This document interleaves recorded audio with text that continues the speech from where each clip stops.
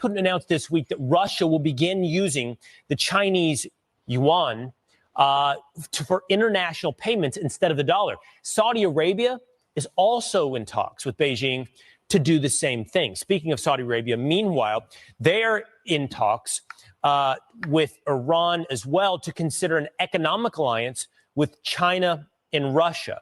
And they can even be joining the BRIC countries, which is an acronym for these countries here, Brazil, Russia, India, China, and South Africa. These countries all have emerging economies. So what happens if our economy and the U.S. dollar are no longer the world's dominant currency? Former Assistant Treasury Secretary and host of the Monica Crowley podcast, Monica Crowley, is here to weigh in. Monica, great to see you this morning. Let's start right there. What happens if these emerging economies move away from the U.S. dollar towards the Chinese yuan? Well, good morning, Will. It's great to be with you. And it's really hard to overstate exactly how catastrophic the abandonment of the U.S. dollar would be as the world's global reserve currency. Look, since the end of World War II, the dollar has been the safe place to go, and it's been backed up by a couple of things. It originally was backed up by gold, but President Nixon took us off the gold standard, so there's no hard asset backing up the dollar anymore for the last 50 years. But also it's been backed up by the strength and economic power of the United States and the fact that oil has always been traded in dollars. If that were to end, that would mean the end of the U.S. dollar. Look, there is a perfect storm happening right now, Will. The world's reserve currency being that, having that status has been a real privilege, but we've abused the privilege by wholly reckless monetary and fiscal policies over many years, certainly over the last couple of years, which has really devalued the dollar. On top of that, now you do have this perfect storm of Biden's weakness, his war on American domestic energy production, the Ukraine war, and as you point out, because of all of these things, we've got America's enemies led by China forming a new economic bloc. And all it would take at this point now, because we're at this pivotal moment, Will, is for Saudi Arabia, who has indicated that they're open to this, to say, you know what, we're going to be open to considering other currencies to trade in oil. If that were to happen, there would be a complete implosion of the global economic system, but certainly the American economic system. And if that were to happen, you'd be looking at sky-high inflation, just raging Weimar Republic kind of inflation. If you think inflation is bad now, just wait.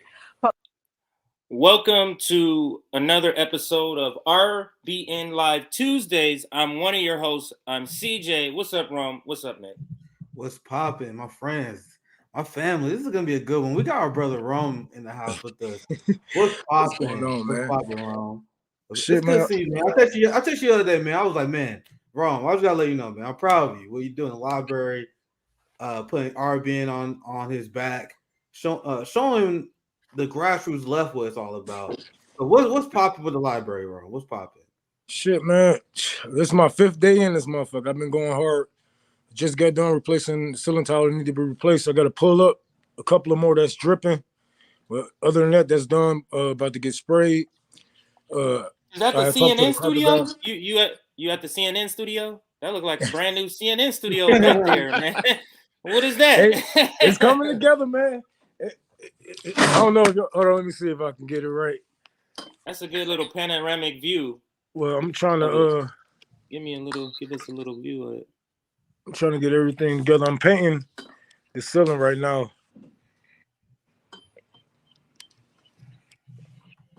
And then I'm gonna start sanding, start putting some more wood up in places that's weak behind certain walls and whatnot. But it's a whole new different building, man. I feel good. You know, I spent a lot of time and energy on this because you know, I really want to get this building open for the people before the summer hits, because man, it's summer in Detroit can be a very, very dangerous thing or time, I should say, for a lot of inner city kids, and they definitely gonna need somewhere to go and focus their energy besides the streets. Who was that showed up again? I know we talked offline, but let everybody know.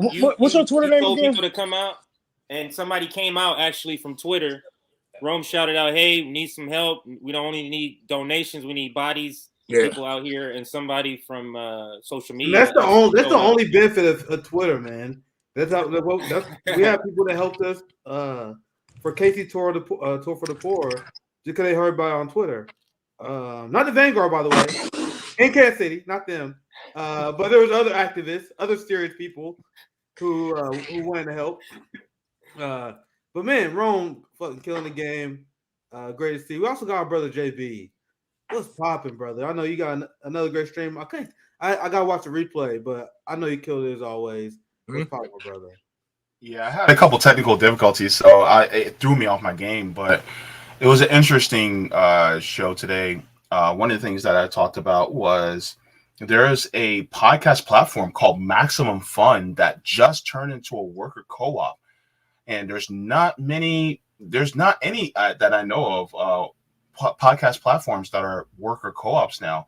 And so Maximum Fun is one of the first. So that was really interesting. So I covered that story as well. Then on top of it, there's going to be another strike right now with Cisco workers. Cisco with the S, they are a food distribution company that distributes to schools as well as restaurants. And so there's a lot of their truck drivers are now going on strike because of the working conditions and pay.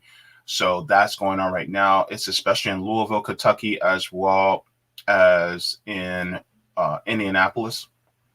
And then my final story that I did was talking about how Egypt is now joining BRICS. And so that is...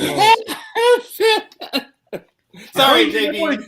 We were just talking about how this is about to get destroyed. The intro video is all about what you just said. Yeah, we're going to get back to that. Trust me. I didn't forget that. Oh. I want to give the owner of the building just put up, this is my dude, one of my nigga like my uncle or my stepdad or something, you could say. But he been looking out for me. He looking out for us, y'all. You know what I'm saying? Like, he didn't have to do this. But he's doing it. He's looking out for us. Just, yo, anyone, what's his name? Anyone give a shout out in the chat? His name Ronnie Black. But that's my dude, man. We've been through some ups and downs, man, for real. And, you know, it feel good to have him, you know what I'm saying, holding us down like this, because he really doesn't have to. And I talk about a lot of money, a lot of opportunities, just to, you know what I'm saying, chase a fucking dream, you know what I'm saying? Yes, he believes in us, man. So. That's powerful. JB, sorry to interrupt you, JB. Go ahead and finish what you were saying, sir. No, yeah, and so they're joining BRICS, which means curtains for the unipolar, you know, world that the United States has held on to with a vice grip for the last, you know, few decades, as well as what's going on with how, you know, you have a bunch of countries that are also trying to join BRICS, and BRICS is going to be becoming BRICS Plus. So that is a huge thing that's going on. And the United States is now saying they're now starting to worry. They're starting to look like a chicken with its head cut off. Or CJ, you remember that cartoon with that bear, and he'd be running like this? Vaguely right now. So you know, if it gives you a visual aspect. So, you know, it just goes to show how the world is tired of the U.S. hegemony and how it has ruled the world with an iron fist. So that was what I talked about in my show today. And if you guys want to hear more, man, you guys got to subscribe to JB's channel. Always covering geopolitical events, theory reads as well. Very substantive channel. I love it. Make sure you guys subscribe to that. That meltdown on Fox News is hilarious because she pivoted. She was like, "Oh, this is because of Biden. Biden liberals incompetent." No, this is the response of the global community after years, decades of unhinged U.S. sanctions and aggressive activities against countries who resist the United States interests. Like, do you guys think that this isn't the result of the policies of people like John Bolton and Mike Pompeo, people at Fox News? This is what we try to get people who are still attached to the two-party duopoly to understand that they both on the same team. They both on the same team. They taking turns. John Bolton and Mike Pompeo set up the U.S. hardline position on Iran. Then John Kirby, in his recent interview, followed through and said, that's exactly what we're doing. This is the result of long-time empire overreach on the United States, and now the rest of the world has had enough. And I'm going to show you guys this clip when we get back to the Fox News clip. Absolutely. Because I saw this. It was funny. This is a clip. Anyone talking about the petrodollar in the United States. They're the president of Kenya. Let's listen to what he had to say. This is short. For the people who work numbers, I am giving you free advice that those of you who are holding dollars, you surely might go into losses. You better do what you must do, because this market is going to be different in a couple of weeks. So he said a couple of weeks. He said a couple of weeks. Go ahead. He said a couple of weeks. So if you go to InvestMEC, which I've been hate watching them a lot recently. They do another but covering Trump indictments. Oh my God, Trump paid a porn star, and he mislabeled the payment. That's what he did, and we're gonna get him for that. January 6th. Look over here. They want everyone to ignore how the United States empire, led by their friends, cheerled by the United States media, have led the United States off a cliff. Off a cliff. This is the work, and we cannot let people red blue this shit like they tried in Fox News. We're the post-duopoly left. This is the result of Donald Trump, John Bolton, Chuck Schumer, Mitch McConnell, Barack Obama, Hillary Clinton. The list goes on and on. This is the result of their foreign policy. Because as I explained before, the empire did not change between these cute little elections that you guys do every 4 years. And then you change the empire strategy. You're gonna go up, you're gonna show up and vote, and Israel's not gonna get arms anymore. Sweet summer child. But that's what I always say about this, is that do you think that Boeing and weapons manufacturers' plan is different when a Republican? You think they have like a different roadmap when it's a Republican versus Democrat? It's the same one. Doesn't matter who's. That's why it's hilarious when they be like, China and Russia is an authoritarian dictatorship. You see how long Putin and Xi Jinping has been in power? Like, fam. Lloyd Austin came directly from Raytheon. Yeah. And I am asking for you, these people that believe the United States is not a dictatorship. I gave a speech in Seattle where I explained, like, we live in a capitalist dictatorship. I am asking you guys this question. When has Raytheon lost an election? When has Goldman Sachs lost an election? When have they taken an L? It does not happen. We cannot vote these swamp monsters out. How do we vote John Kirby out of government? How do we vote him out? How do we get Lloyd Austin out of government? It's not happening. They got these actors, these dumbass actors that make gas on camera, and then they lose an election. You think you live in a democracy? You think you live in a democracy because Donald Trump lost an election? Sorry, go ahead, JB. I'm having fun. It's Tuesday. Nick, I wanted to ask you. I tagged you in a tweet the other day, and this guy made a TikTok. It was kind of cinematic about, the weapons contractors and all that. I'm not sure if you saw it. I wanted to play it here, especially. I know all of you guys would get a kick out of it, but I don't want us to get copyright strike because the music in the background. But man, it was so good. Yeah, you gotta be careful with those. Yeah. So, but yeah, it's kind of a. They looking for any reason to take our channel down, man. You guys see this suppression going on, so we gotta be real careful. They wait for any fucking mistake we make. But sorry, go ahead, JB. Actually, today on my channel, it showed that I wasn't live yet, even though I was live the entire time. Yeah, they did that to me, JB, last Sunday for my first 90 minutes of my show. It showed that I wasn't even live when I had like 300 people watching. Crazy. Wow. Okay. Yeah. So it happened to me today. Some of the people in the comments were letting me know about that on my channel. Absolutely. Let me play this again, or not again, but let's finish this clip so JB can hear what they say. And it's funny. You think, oh, this is going to be an informational segment. He's just telling us what's happened with the U.S. dollar and all the things. And then they bring on the propagandists to have that spin, as you alluded to, Nick. But anytime you guys want to stop, let me know. I can't see. I'm just looking at the video. We're putting announced this week that Russia will begin using the Chinese yuan for international payments instead of the dollar. Saudi Arabia. I didn't know that.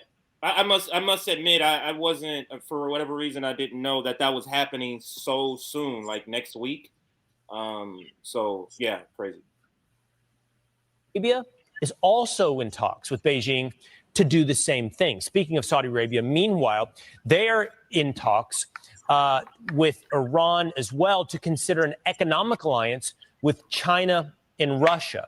And they can even be joining the BRIC countries, which is an acronym for these countries here: Brazil, Russia, India, China, and South Africa. These countries all have emerging economies. So what happens if our economy and the U.S. dollar are no longer the world's dominant currency? Former Assistant Treasury Secretary and host of the Monica Crowley podcast, Monica Crowley, is here to weigh in. Monica, great to see you this morning. Let's start. Now, she's not just a podcast. If you heard, she's a former assistant treasurer. She's not just a regular podcaster. So this is the government, essentially, or people that would be part of the government speaking about this. Essentially. Right there. What happens if these emerging economies move away from the U.S. dollar towards the Chinese yuan? Well, good morning, Will. It's great to be with you. And it's really hard to overstate exactly how catastrophic the abandonment of the U.S. dollar would be as the world's global reserve currency. Look, since the end of World War II, the dollar has been the safe place to go, and it's been backed up by a couple of things. It originally was backed up by gold, but President Nixon took us off the gold standard, so there's no hard asset backing up the dollar anymore for the last 50 years. But also it's been backed up by the strength and economic power of the United States and the fact that oil has always been traded in dollars.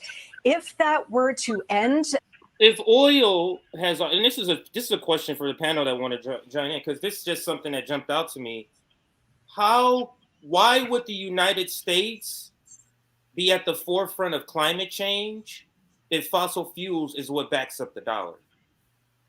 Isn't that a conflict of interest to want to care about climate change if your money is backed up by the very thing that's tearing down the planet? Go ahead, Roman. It looks like you're going to. And not only that, you know, she already said who was to blame before she put it on, before she made it this red blue game. She already said, hey, 50 years ago, it stopped being backed by gold. That should tell you. You know what I'm saying? It wasn't backed by resources that, you know what I'm saying, might not, because gold would be here forever. Always would be valuable on every fucking continent, you know.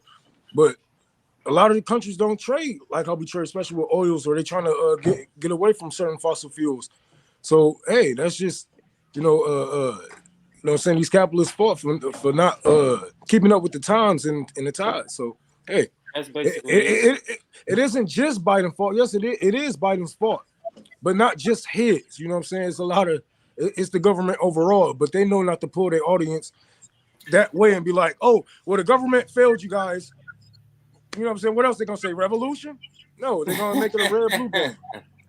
Well, it's interesting point is that they, like the lady said, she said that it would be catastrophic. But the thing is, catastrophic for whom? You know, and the thing is that, you know, you have these corporations that are dependent upon oil. Well, if the rest of the world gets their dependence off of oil, then who is the United States really going to have power over? Because if let's say China's no longer dependent on oil, which they are working towards, let's say a lot of these BRICS nations are trying to get their dependence off of oil, then guess what? They don't have to answer to the United States anymore. And so the United States they're contingent on keeping that dependence. And CJ, I love what you said, that the United States really is you know, they're leading this world off of a cliff, because climate change really is the result of the United States wanting to keep that greed in place. And it's that greed, part of that greed is trading, oil for dollars. And so if the United States starts to pull back from trading oil for dollars, or starts trading, pulling back on their use of oil, then that means that the United States no longer has that foothold on the world as far as its economic power. And I wanted to point out, a couple months ago, RBN was ahead of the curve once again, because we called this out. I'm pretty sure I called this out. Nick called this out.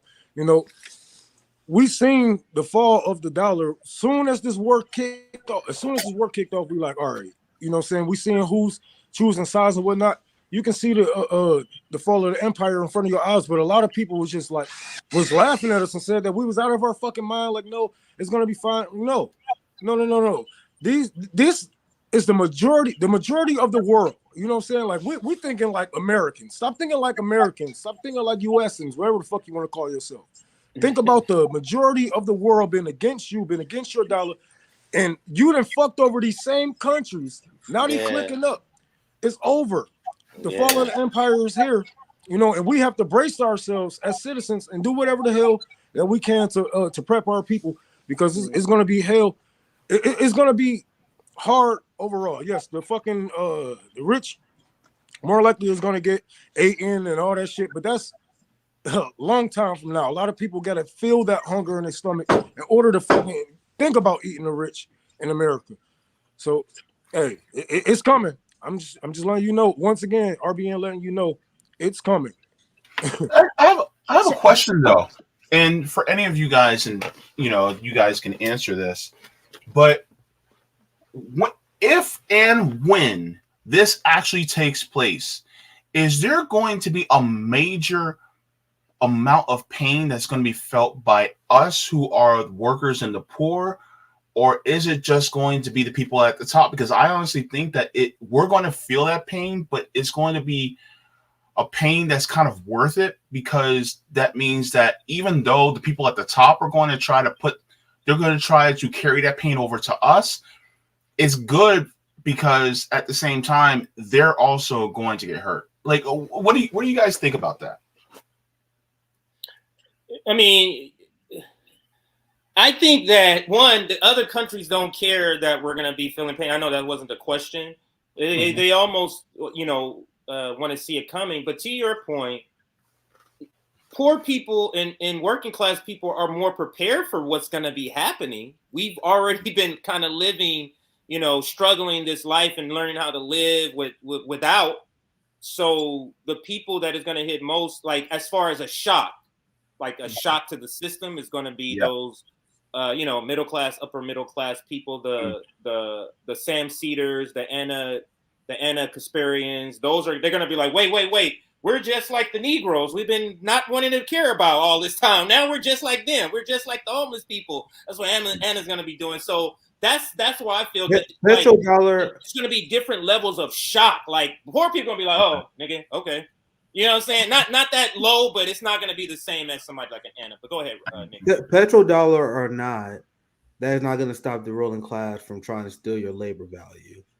And when things get worse, when inflation gets worse, when the United States economic standing gets worse, that's when that shock, that's when the ruling class really going to be afraid, because there's people that are held steady because they're like, oh, we're the United States, we're strong.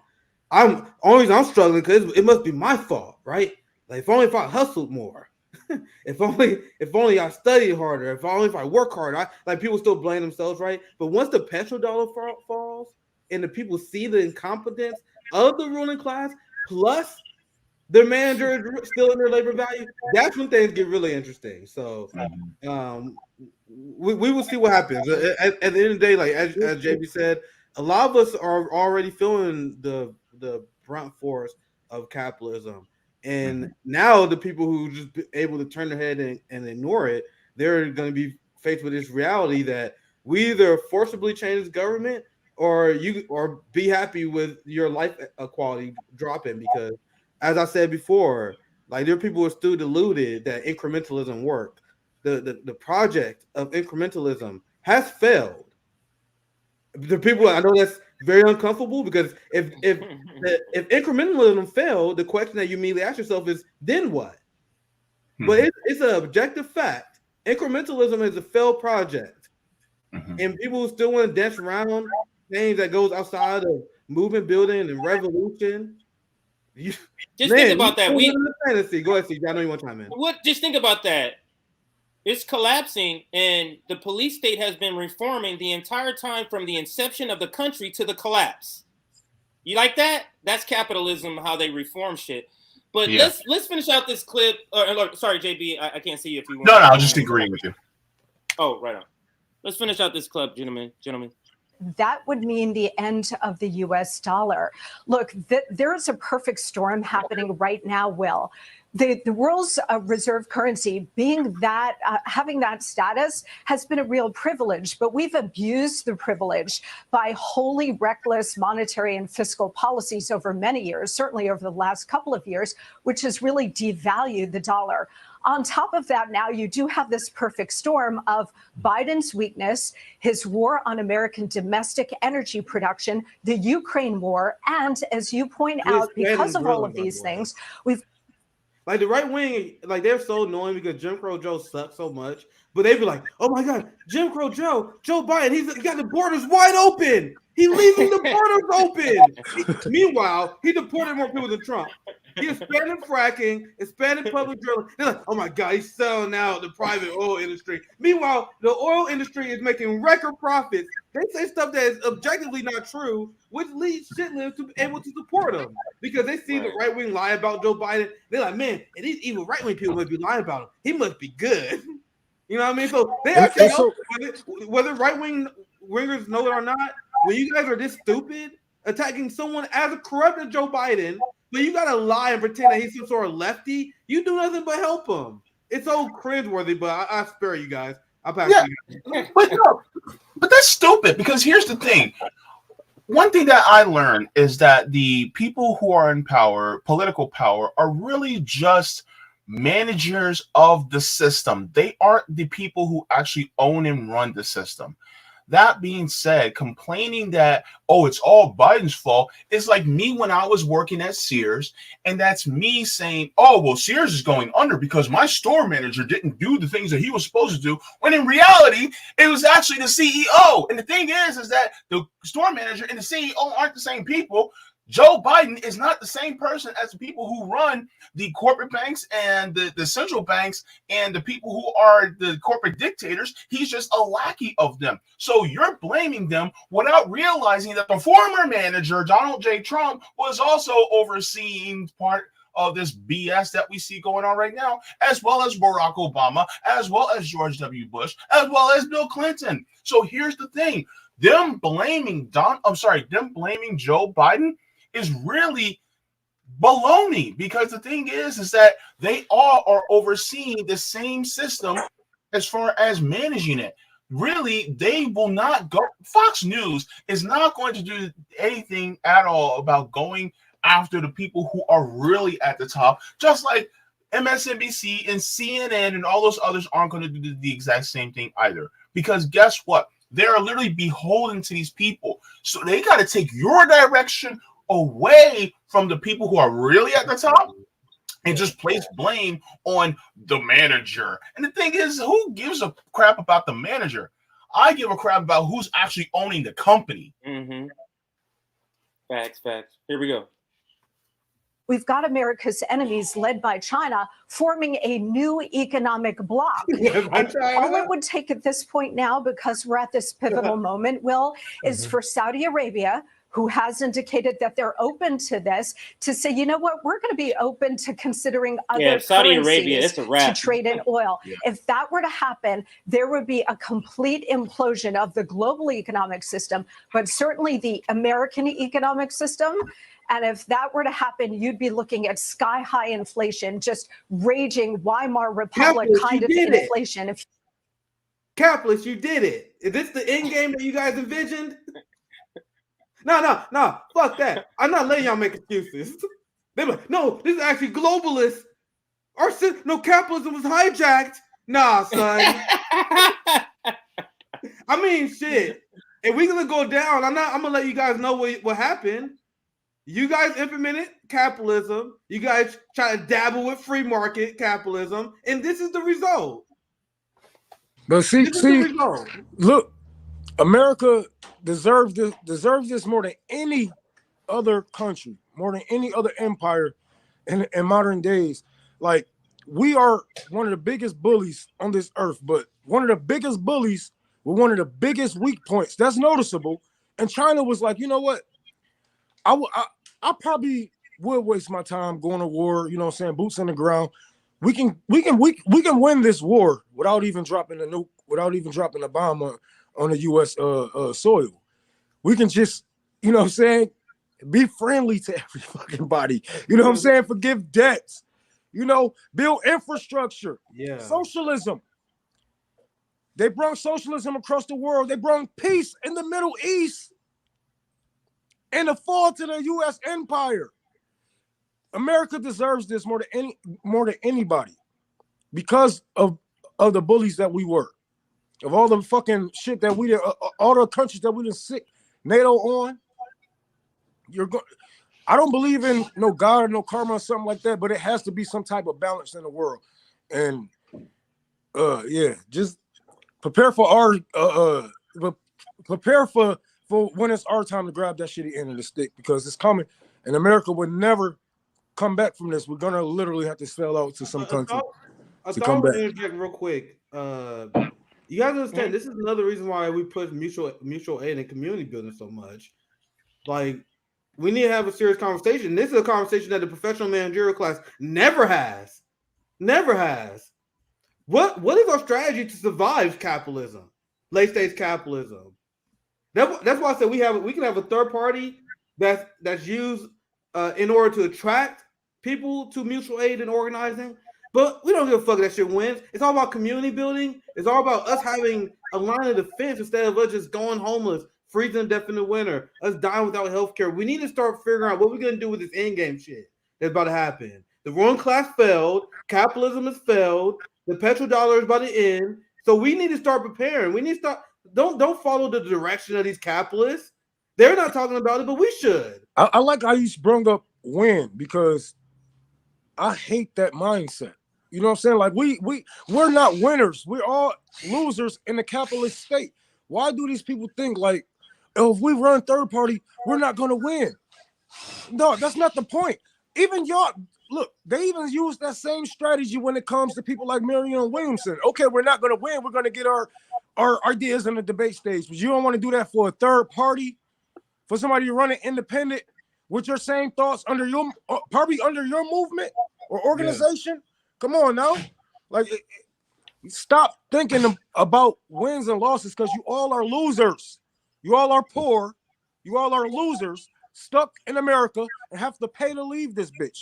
So as far as I'm looking at it, yes, if like, I'm not going to vote whatever, but if you're going to run third party, run third party. If you're going to vote independent, vote third party. Stop wasting your time and stop thinking about the wins and losses, because at the end of the day, you all going to lose, especially when it's fucking dollar fall. You think inflation is bad now. You think the gas is high now. Oh, you think wait it's until mad. our dollars ain't worth now. shit. Wait until like, let me just give you an shit. example. I went to Colombia, where, and Americans can go to a lot of different countries and be like, man, I can do all kind of shit with just $100, because it is a huge difference. I go to Colombia, one of my like 33 cents was like $2. Imagine that, like 33 cents. So understand that's the fall. So when the buying power of $1 falls, you think, oh, eggs was $10. That's cheap. Well, what's coming? That's cheap. But what's coming? So we're going to have to do RBN. Like you said, RBN going to have to do this, gentlemen. We're going to have to do how to prepare for collapsing dollar. Grow your own food. I'm in the process right now of doing that. My wife is on that kind of shit. She's a survivor. So that RBN grow your own food. Stock food. Canned foods in your freaking garage. Buy water. Learn how to do things yourself. Learn carpentry, all types of shit. Learn how to do shit yourself to be self-sustaining. Go ahead, JB. Look, I'll be the first to go over to CJ's house for some collard greens. And I'm lucky because I'm lucky because I have old parents who have me at an older age. So my mom lived through that. She knows she lived through self-sustaining. So this is not anything new for her. And a lot of our elders have lived through this. Our grandparents, they're like, "What do you mean? It was no store. We couldn't buy nothing. What do you mean? We had chickens. We had pigs. We literally cooked every meal and grew every meal on our own property. That's how it was. We just gone away from that, and we need to go back to that to survive this collapsing dollar." Yeah. My final words on the segment, if anybody else. Yeah, what's that? Ron, JB, anything you guys want to add?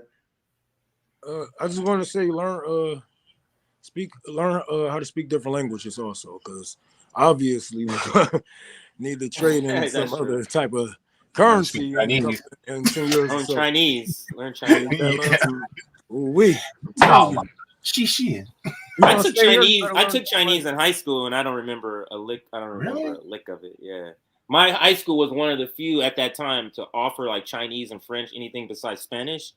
No, let me take Chinese. That shit, it was hard, but yeah, you gotta learn it. And if that's the end of the segment, I can do some quick announcements, and whoever wants to do their story can do their story. I have a quick fun segment, and then I want to cover the Uganda story as well. That is important. That is a very important story. So yeah, I might leave with that one, and I have a fun story because I want to cover Jen Psaki as well. I got this. I want to tell you guys how the United States is the most propagandized country in the world.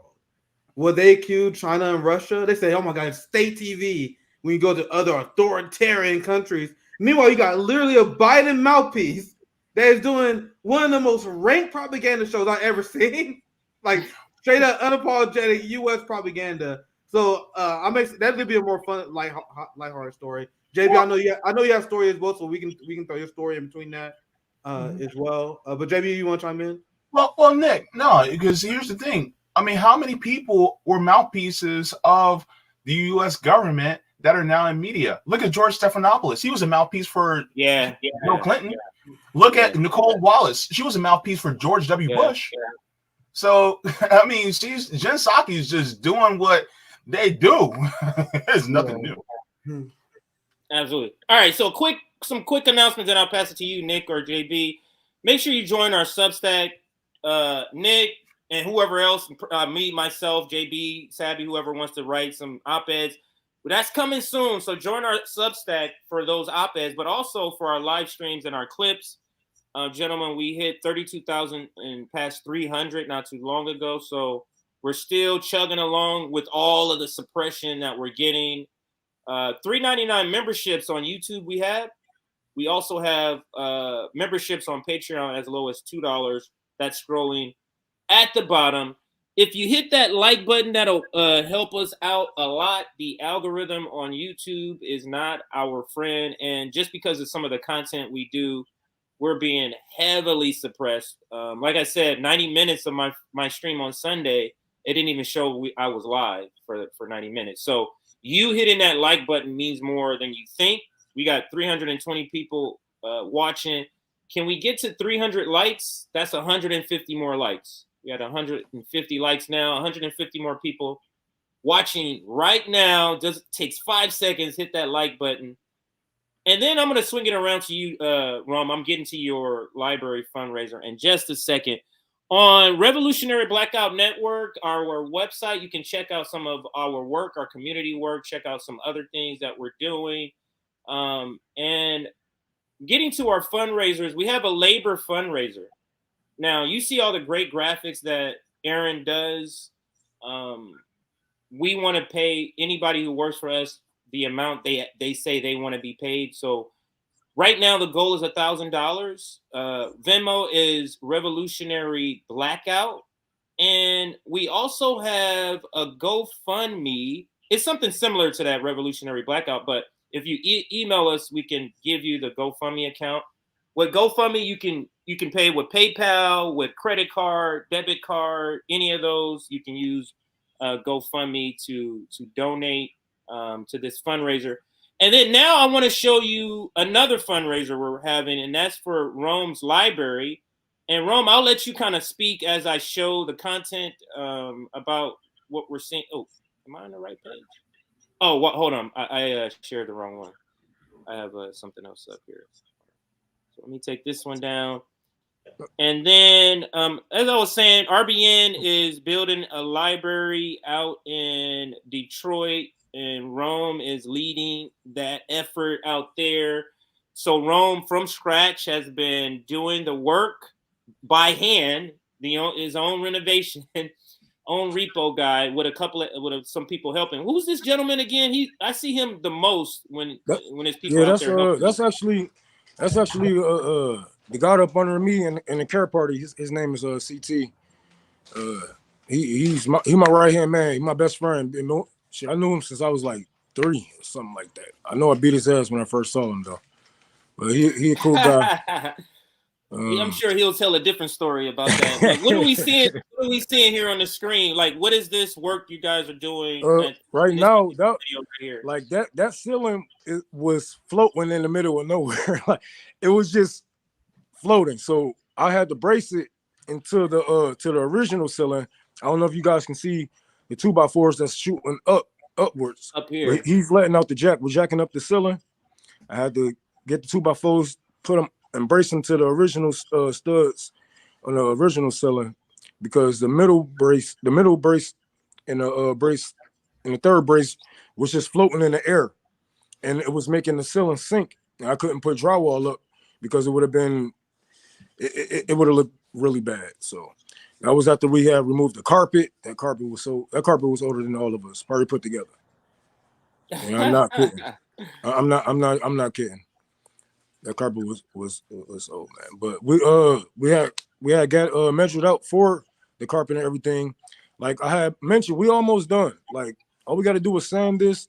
I'm about to start painting outside.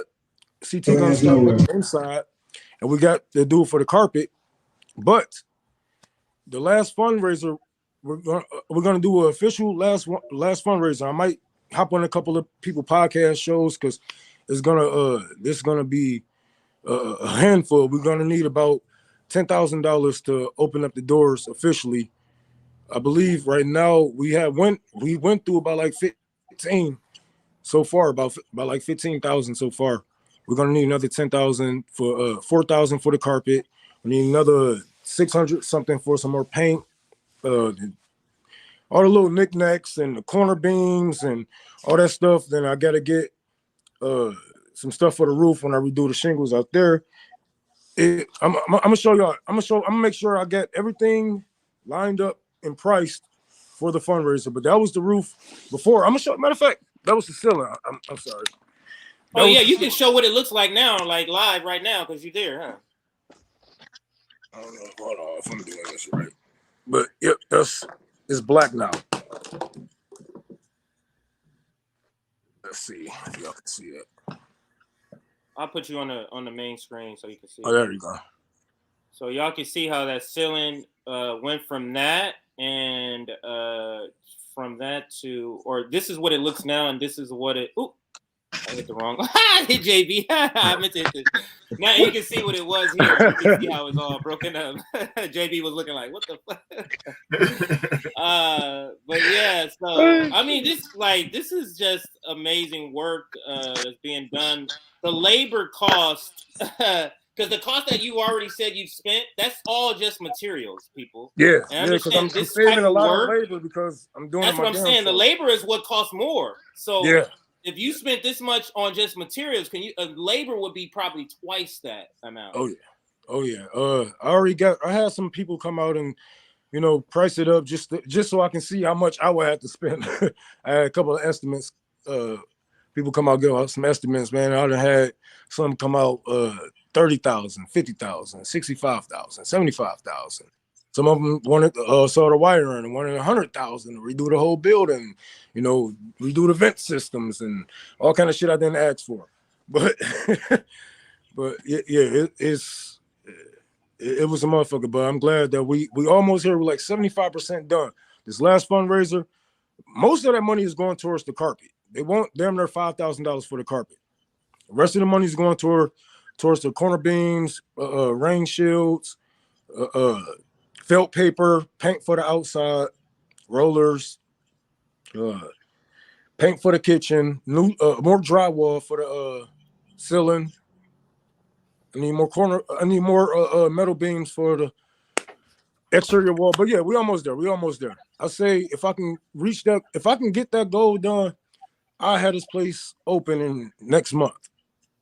So I said late July, but it is looking like it might be sooner than that. So if you're able to donate, here, this is a separate donation place to send money for the library. So I don't want you to get them mixed up. We have an RBN labor fundraiser. Then we have the RBN library fundraiser. Now, this GoFundMe is different than the one we would email you about the labor one. So GoFundMe here, we got Cash App, we got PayPal, and we got Venmo. Everybody can see on the screen, or you can just reach out to Rome, or just email us if you need these links again. And then Rome, somebody emailed and said they can help. Oh shit! During the stream, this person named Zach, and right. Zach is watching right now. He says, "Hey, I could maybe come by and help in person with the library, and maybe make a website." And it gives his number and contact information. All right, yeah, shoot that over to me. I'll call him after the stream, and yeah, we can definitely work, man. If you want to come out, I will have during this fundraiser, since it's the last fundraiser. That means we're gonna be ready for everything. I'm gonna send an address out. We're gonna be accepting donations as for laptops, computers, TVs, whatever the fuck you got to give. This is the last thing, because the last fundraiser we're gonna use that money to also build the bookshelves and get all that together. So this is the last one.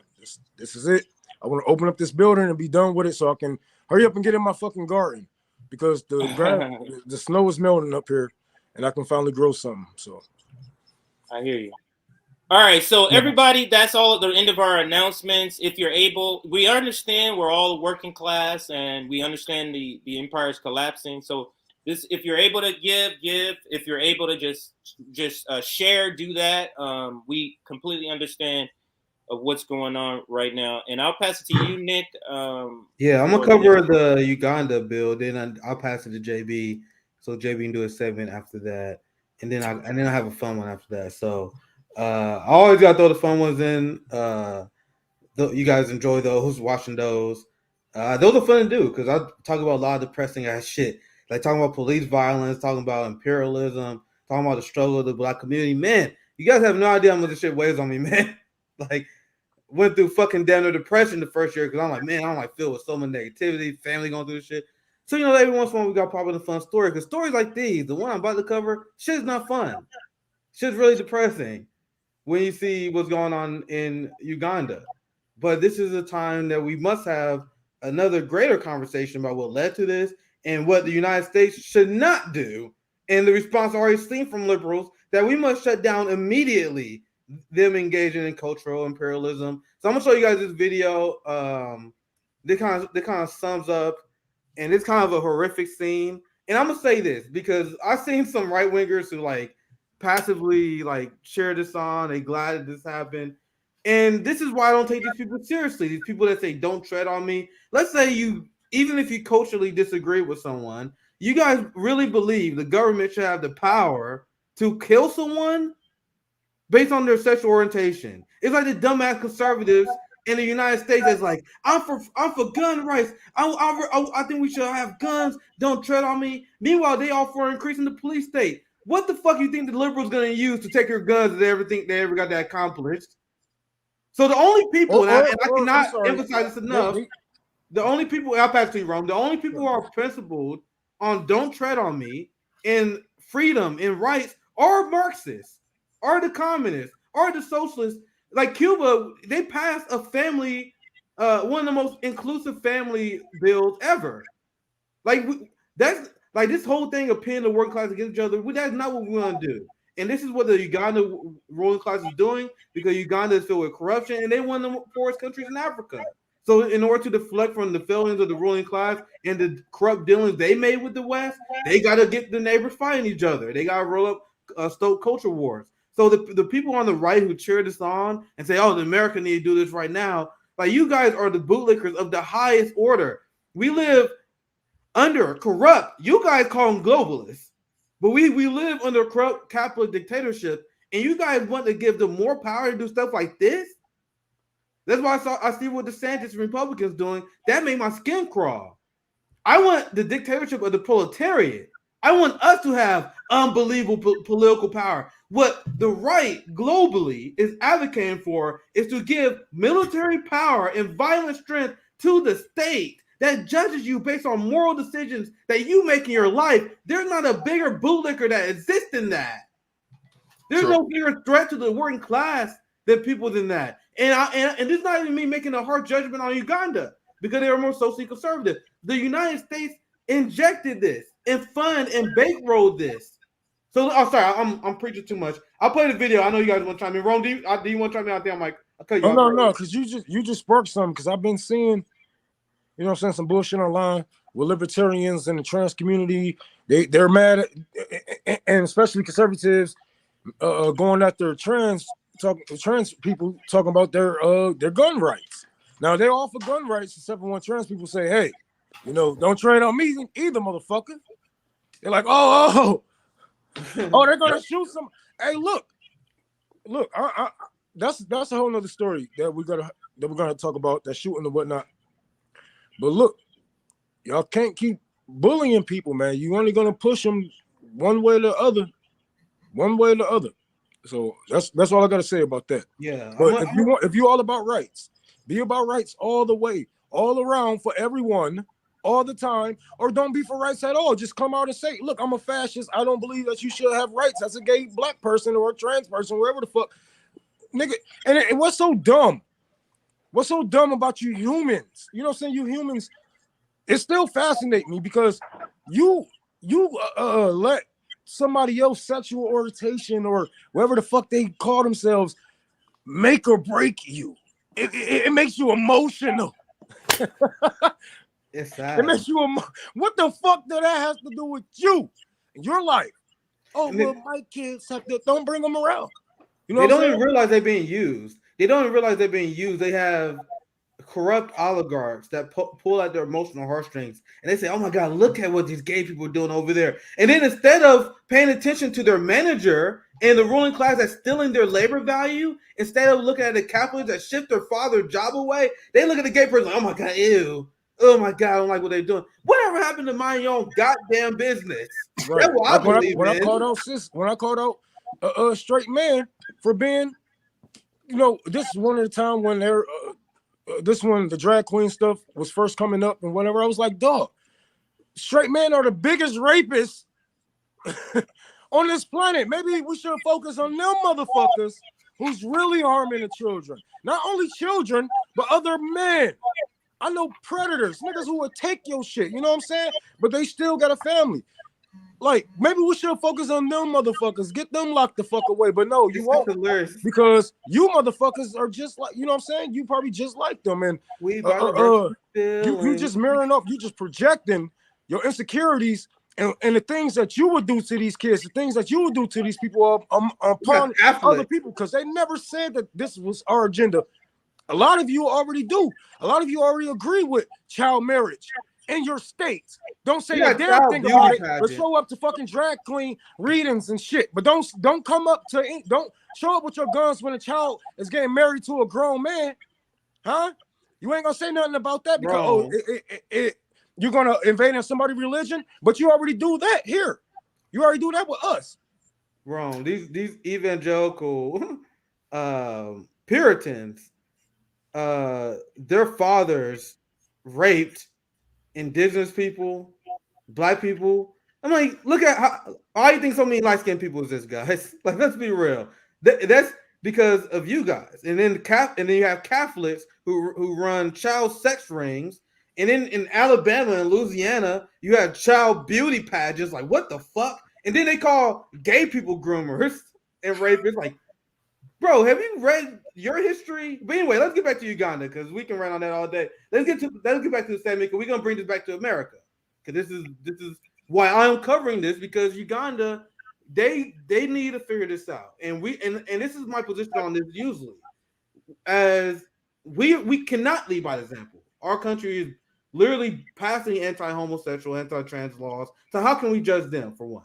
The best case scenario is you grow and you hold your country accountable. You grow as a community, you do trade, you build relationships with people, and you influence people of other cultures to see the way you see, because they see you as a leading example. They see your society thriving. They see people not being suppressed. And then you can lead by example to prevent stuff like this from happening. But outside of that, as Americans, we can't really, there's not much we can say. There's not much we can do to hold a government that is not accountable to us at all. Because what liberals do, they tend to engage in cultural imperialism. Because even though this boiled my blood, and JB, I know you got great work to say on this as well. I'm gonna try to speed this segment up because there's a lot to say. Let's play this video clip and let's chime in. This is the clip. If you guys don't know what we're talking about, Uganda passed one of the most insane anti-homosexuality bills, and what they said is, if you even identify as gay, that is a capital offense. Once again, what? Why would you even want to give the government that power? Wonder how the government, and once again, I'm not even talking about Uganda, I'm talking about, imagine how the United States and our corrupt government, if they had that power, would abuse that. Why would anyone want to do that? But anyway, let's play the video. This is them celebrating once they pass this bill. It's insane.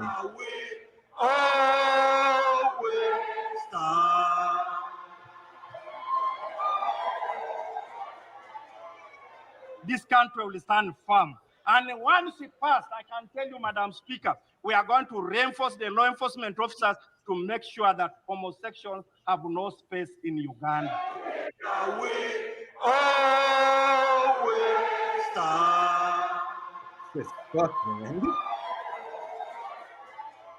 That's a death code. Like that's them cheering. They now got the ability to execute gay people. But and I want you guys to be clear here, because Uganda is extremely poor country, riddled with corruption. So this is the ruling class pulling at people who are socially conservative, because Uganda is an extremely socially conservative country. I cannot emphasize that enough.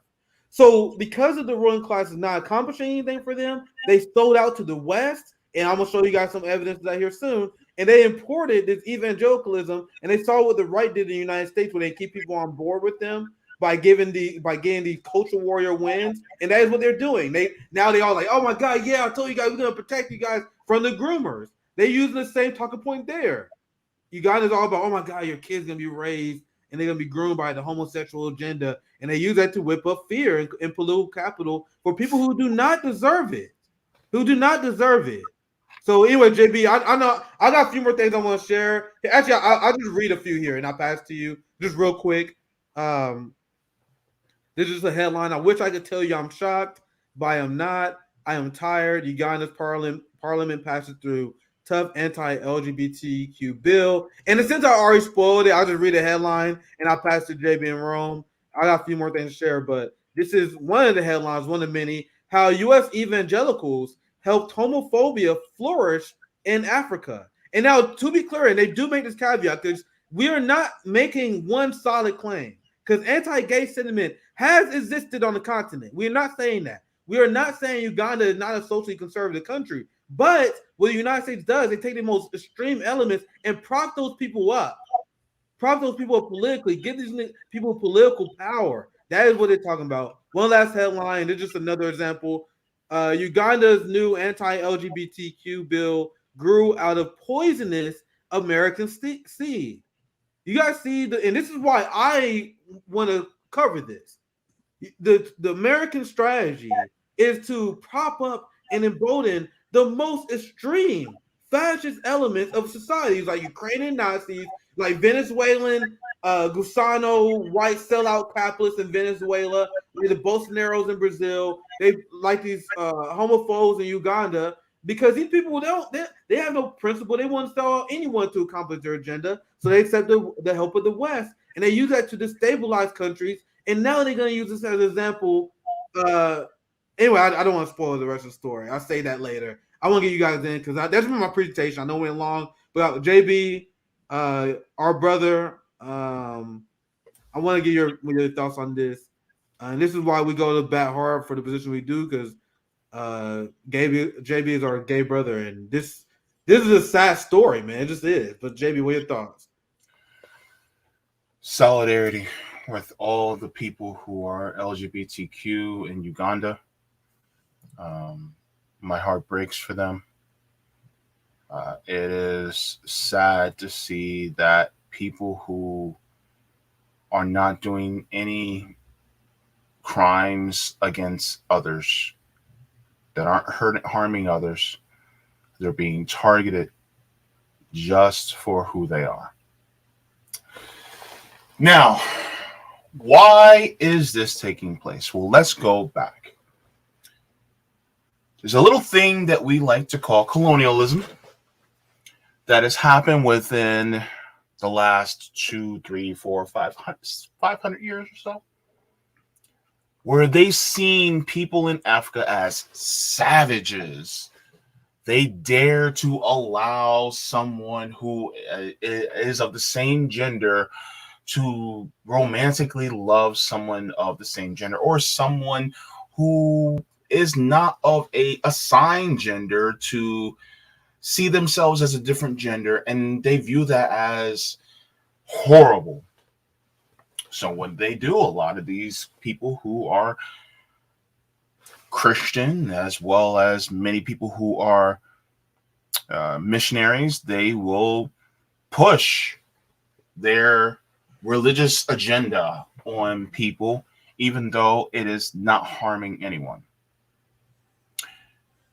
Another reason why this is happening is for some of the same reasons why the United States allowed Roe v. Wade to be overturned. Here's why.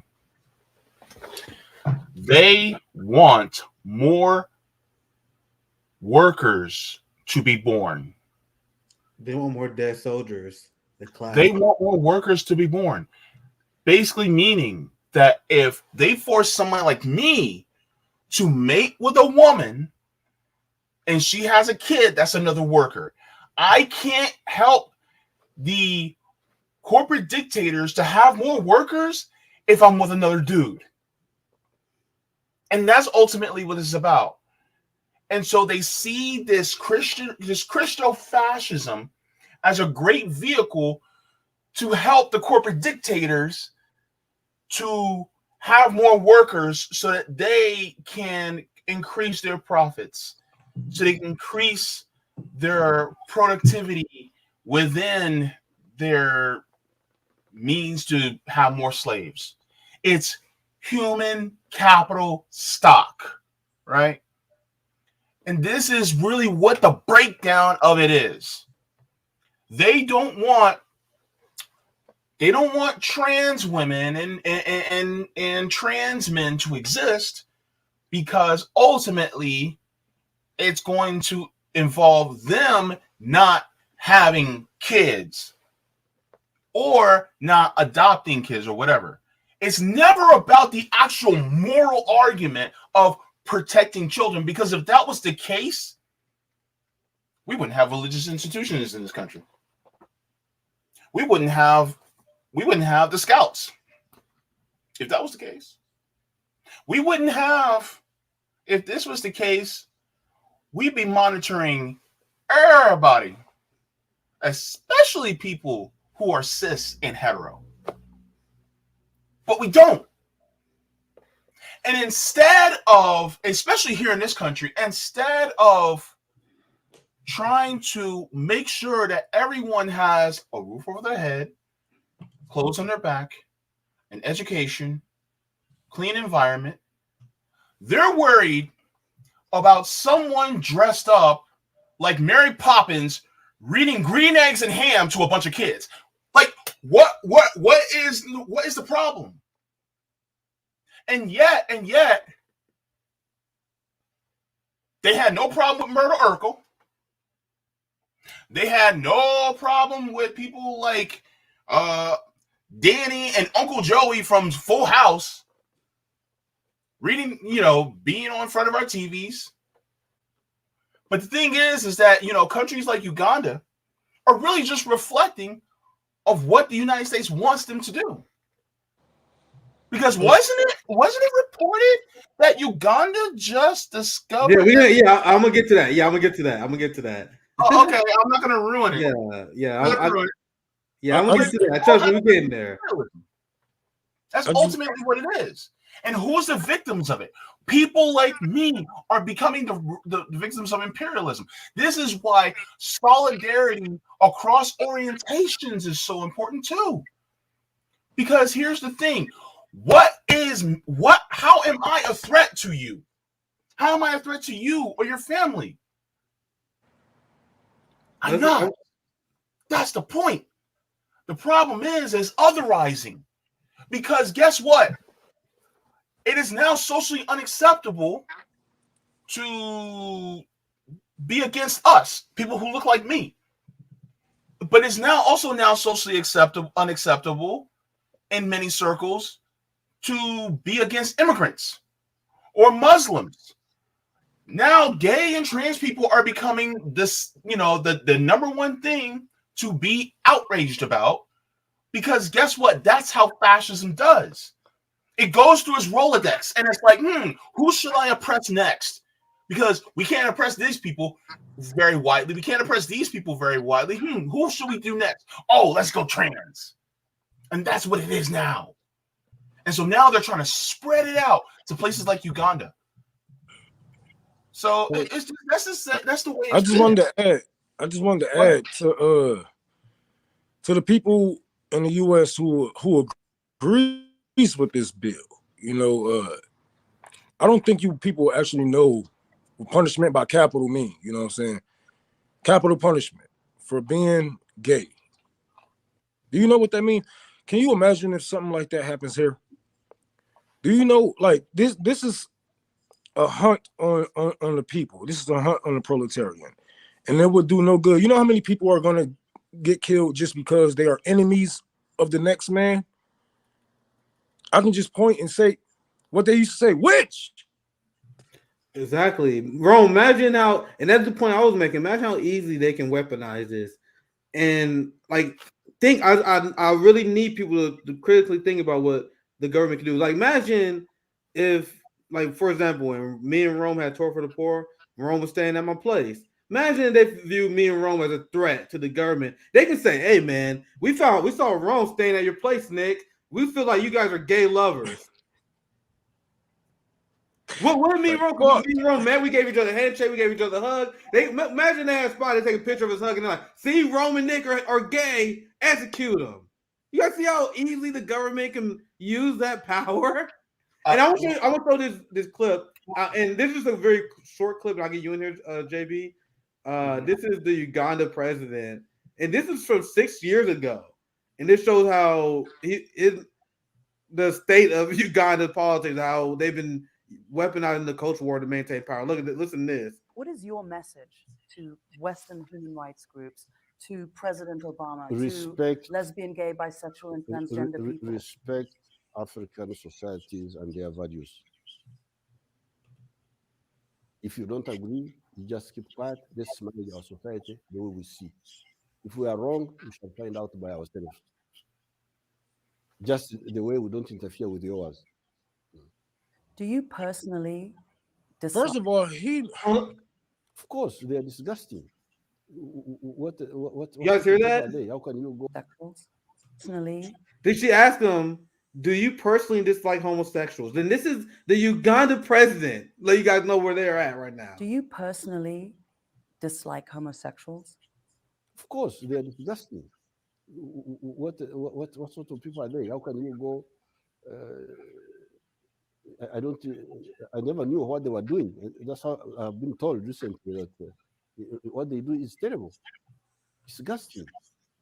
But I was ready to ignore that if there was proof that that's how he was born, abnormal. But now the proof is not there.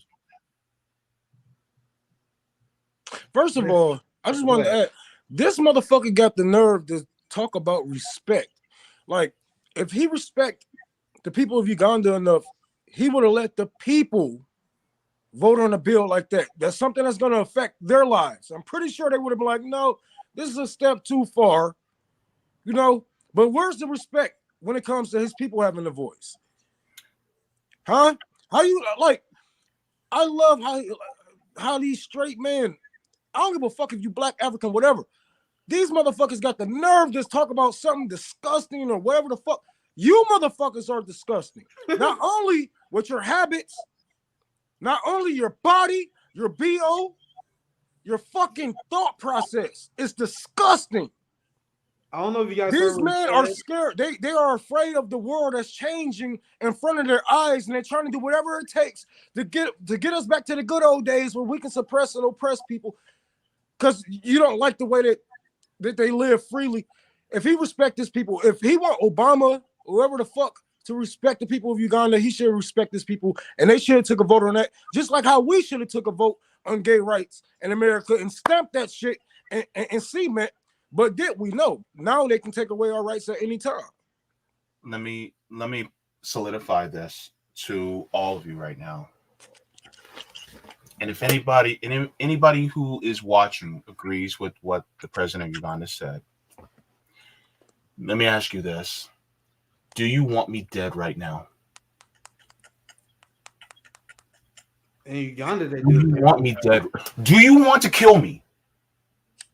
Do you want me dead right now? Because that's how real this is. Do you hate me that much? To the point where if I took a gat and put it right in your hand and told you to pull the trigger, would you do it? That's the question that I have for you. And that's the thing that people in Uganda are going through right now. That's the thing that trans people in this country are going through right now. Would you do it? And if you would you do it to your best friend? Would you do it to your mother? Would you do it to your father? Would you do it to your kid? Because some of them that you may not even know are just like us. Do you guys hear what he said too? I'm gonna go back to the clip again because actually, pretty hilarious. Because I can't believe that like evangelicals and Christians make this argument. I want you guys to hear what he said again. If we are wrong, I know it's kind of quiet. I can't really do anything. The clip is kind of quiet, but let's see if we can hear it. If you don't agree, you just keep quiet. Let's manage our society the way we see. If we are wrong, we can find out by ourselves. Just the way we don't interfere with yours.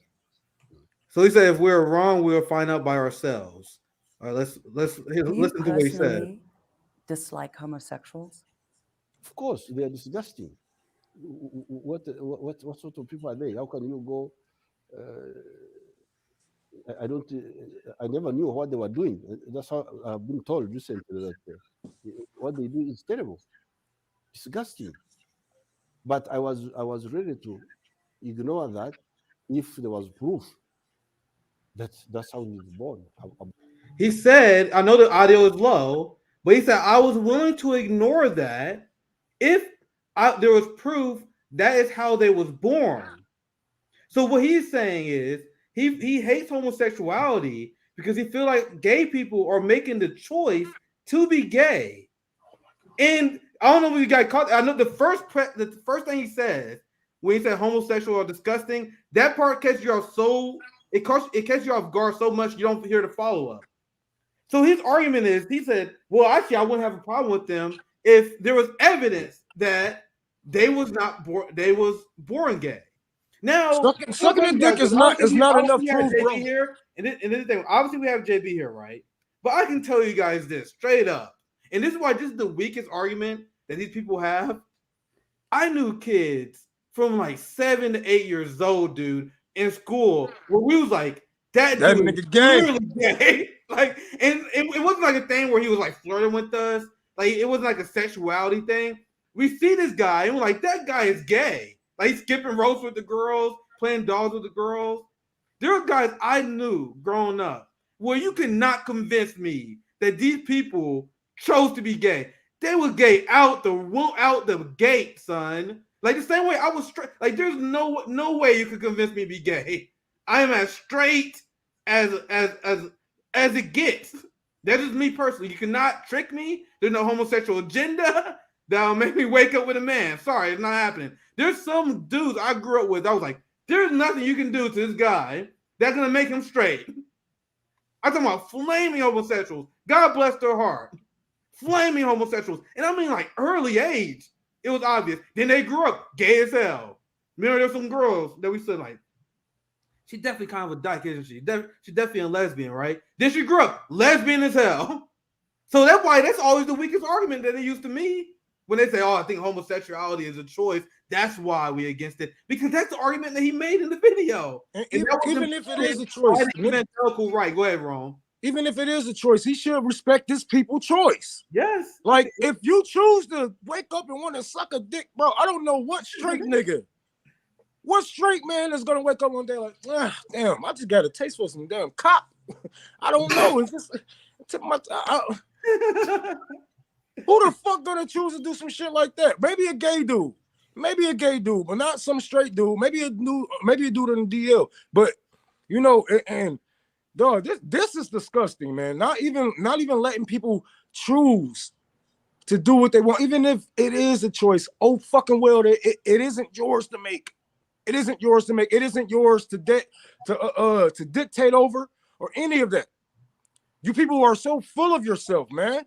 I can't believe that out of 8 billion people that's on this world, you want everybody to think like you. You want everybody to move like you. You want everybody to be straight. You want everybody just black and white. No, the world is way more colorful than that. There's way more people than just fucking, you know what I'm saying, man and women, black and white, whatever. The world is bigger than your imagination. The world is bigger than your block or your family, to where you never saw a homosexual grow up. You never seen people grow into and go through their trans stages. Maybe you haven't seen it, but people do. The world is bigger than what you can ever imagine. Even if you was a president, if you can travel this bitch, you still don't know how big and how deep, how much depth the people has. You know what I'm saying? You can't just paint us all with one brush and say, well, if you're not like us, then be gone. That's bullshit. You know, I know this genocide. I know this statement going for a while. I got one more thing I'm gonna share, and I'll pass it to you, JB. I know you got a statement coming up. I'm gonna round this about because you guys share our very candid thoughts on this, right? Now, I explained earlier that the best thing we can do as a society is clean up our own backyard on this stuff. Because how can we condemn Uganda or Saudi Arabia or any other country when we have Christian fascists that are stripping away gay rights in our country? We have a fascist police state that's stripping away Fourth Amendment rights, Second Amendment rights. We need to clean up our backyard, create an amazing society that can lead by example like China is doing. China went to Saudi Arabia and Iran, and they were doing such great things. Saudi Arabia and Iran like, you know what? I guess we do this peace thing. You know, China's cool as fuck. That's what we need to do. There's nothing we can do to influence the Ugandan government. We need to have a great society. We need to build international solidarity in hopes that we can influence these countries. Now, what the liberals are doing is completely unacceptable. And you guys heard our candid thoughts. And that's why I want to do that part of the segment first. You guys heard our thoughts about Ugandan law. I think it's disgusting, right? But this is not how you respond. This psychopath, John Kirby, who is as crazy as it comes. If people think Donald Trump is crazier than this guy, he just went on MSNBC and Morning Joe, and he was just casually talking about invading Haiti. But people think Donald Trump is worse than him. Look at what he had to say. Is anything like sanctions or some other concrete measure being considered by the U.S. side if this law should take effect? Yeah, well, first of all, big if there, right? This is the parliament passing it. It still has some process to go here. We're certainly watching this real closely, and we would have to take a look at whether or not there might be repercussions that we would have to take, perhaps in an economic way, should this law actually get passed and enacted. And that would be really unfortunate. So you guys know I live in Missouri. Like, women don't have a right to get abortions here. So can Russia and China and Iran sanction us? Can they sanction Florida for the Don't Say Gay bill or whatever? You guys see the rank hypocrisy here? This is cultural imperialism. Sorry, I'm gonna let the video play because it gets worse. I'll let the video finish out here. And that would be really unfortunate because so much of the economic assistance that we provide Uganda is health assistance, and largely through PEPFAR. You can see a world in which a law like this would be enacted would not only, as Karine rightly said, just be devastating to a whole community of people inside Uganda, but if it were to have any kind of an effect on our economic assistance, that would only make that worse. So we'll have to take a look. No decisions. We're watching this very, very closely, and hopefully we'll. So the liberals say this law is going to hurt the Uganda people. So we must sanction the Uganda people. That will clearly help out a country that is insanely poor. One of the poorest countries in Africa. Liberals are talking about sanctioning Uganda for this. Unbelievable. And then you got Jean-Pierre. I'll read this. I'll pass to you guys. This is my last thing I'm going to show here. The passage of the anti-homosexuality bill. Bob, I want to read this shit. Pretty much, Karine Jean-Pierre came out with some statement against Uganda and how they may have to look at assistance and all this nonsense. Tell JB, Ron, what are your thoughts on this? Like, this is nonsense. I have seen America sanction people, citizens, American citizens. They have the power to sanction at will. You know what I'm saying? Who the fuck they want? They could have sanctioned the president.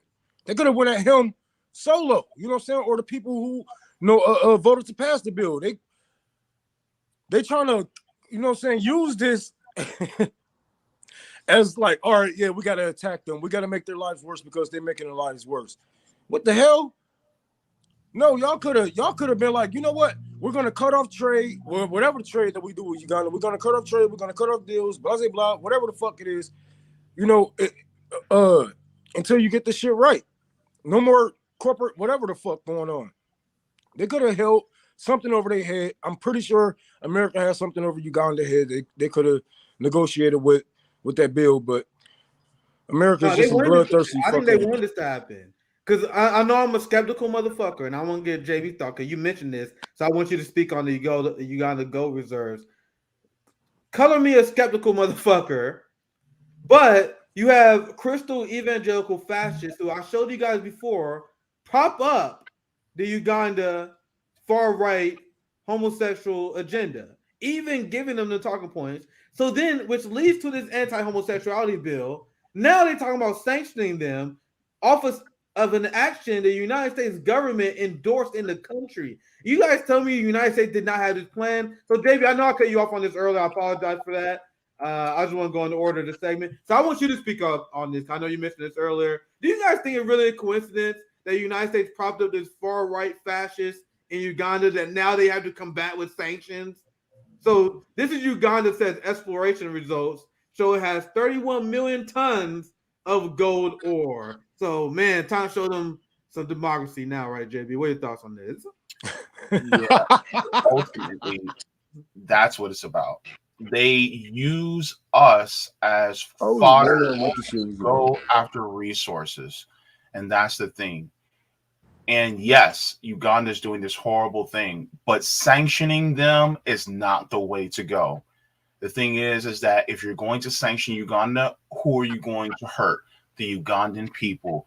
Particularly, you're not just going to hurt the Ugandan people who, you know, you're going to hurt Uganda LGBTQ people too, you know, with this.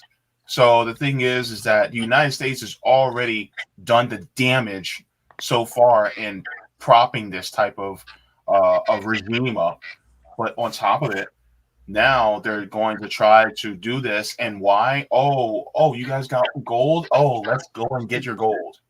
Yeah. That's really what it's about. I was wondering what this shit was about. I'm like, this shit not that deep. We don't even give a fuck about gay and trans people here. What the fuck are y'all talking about?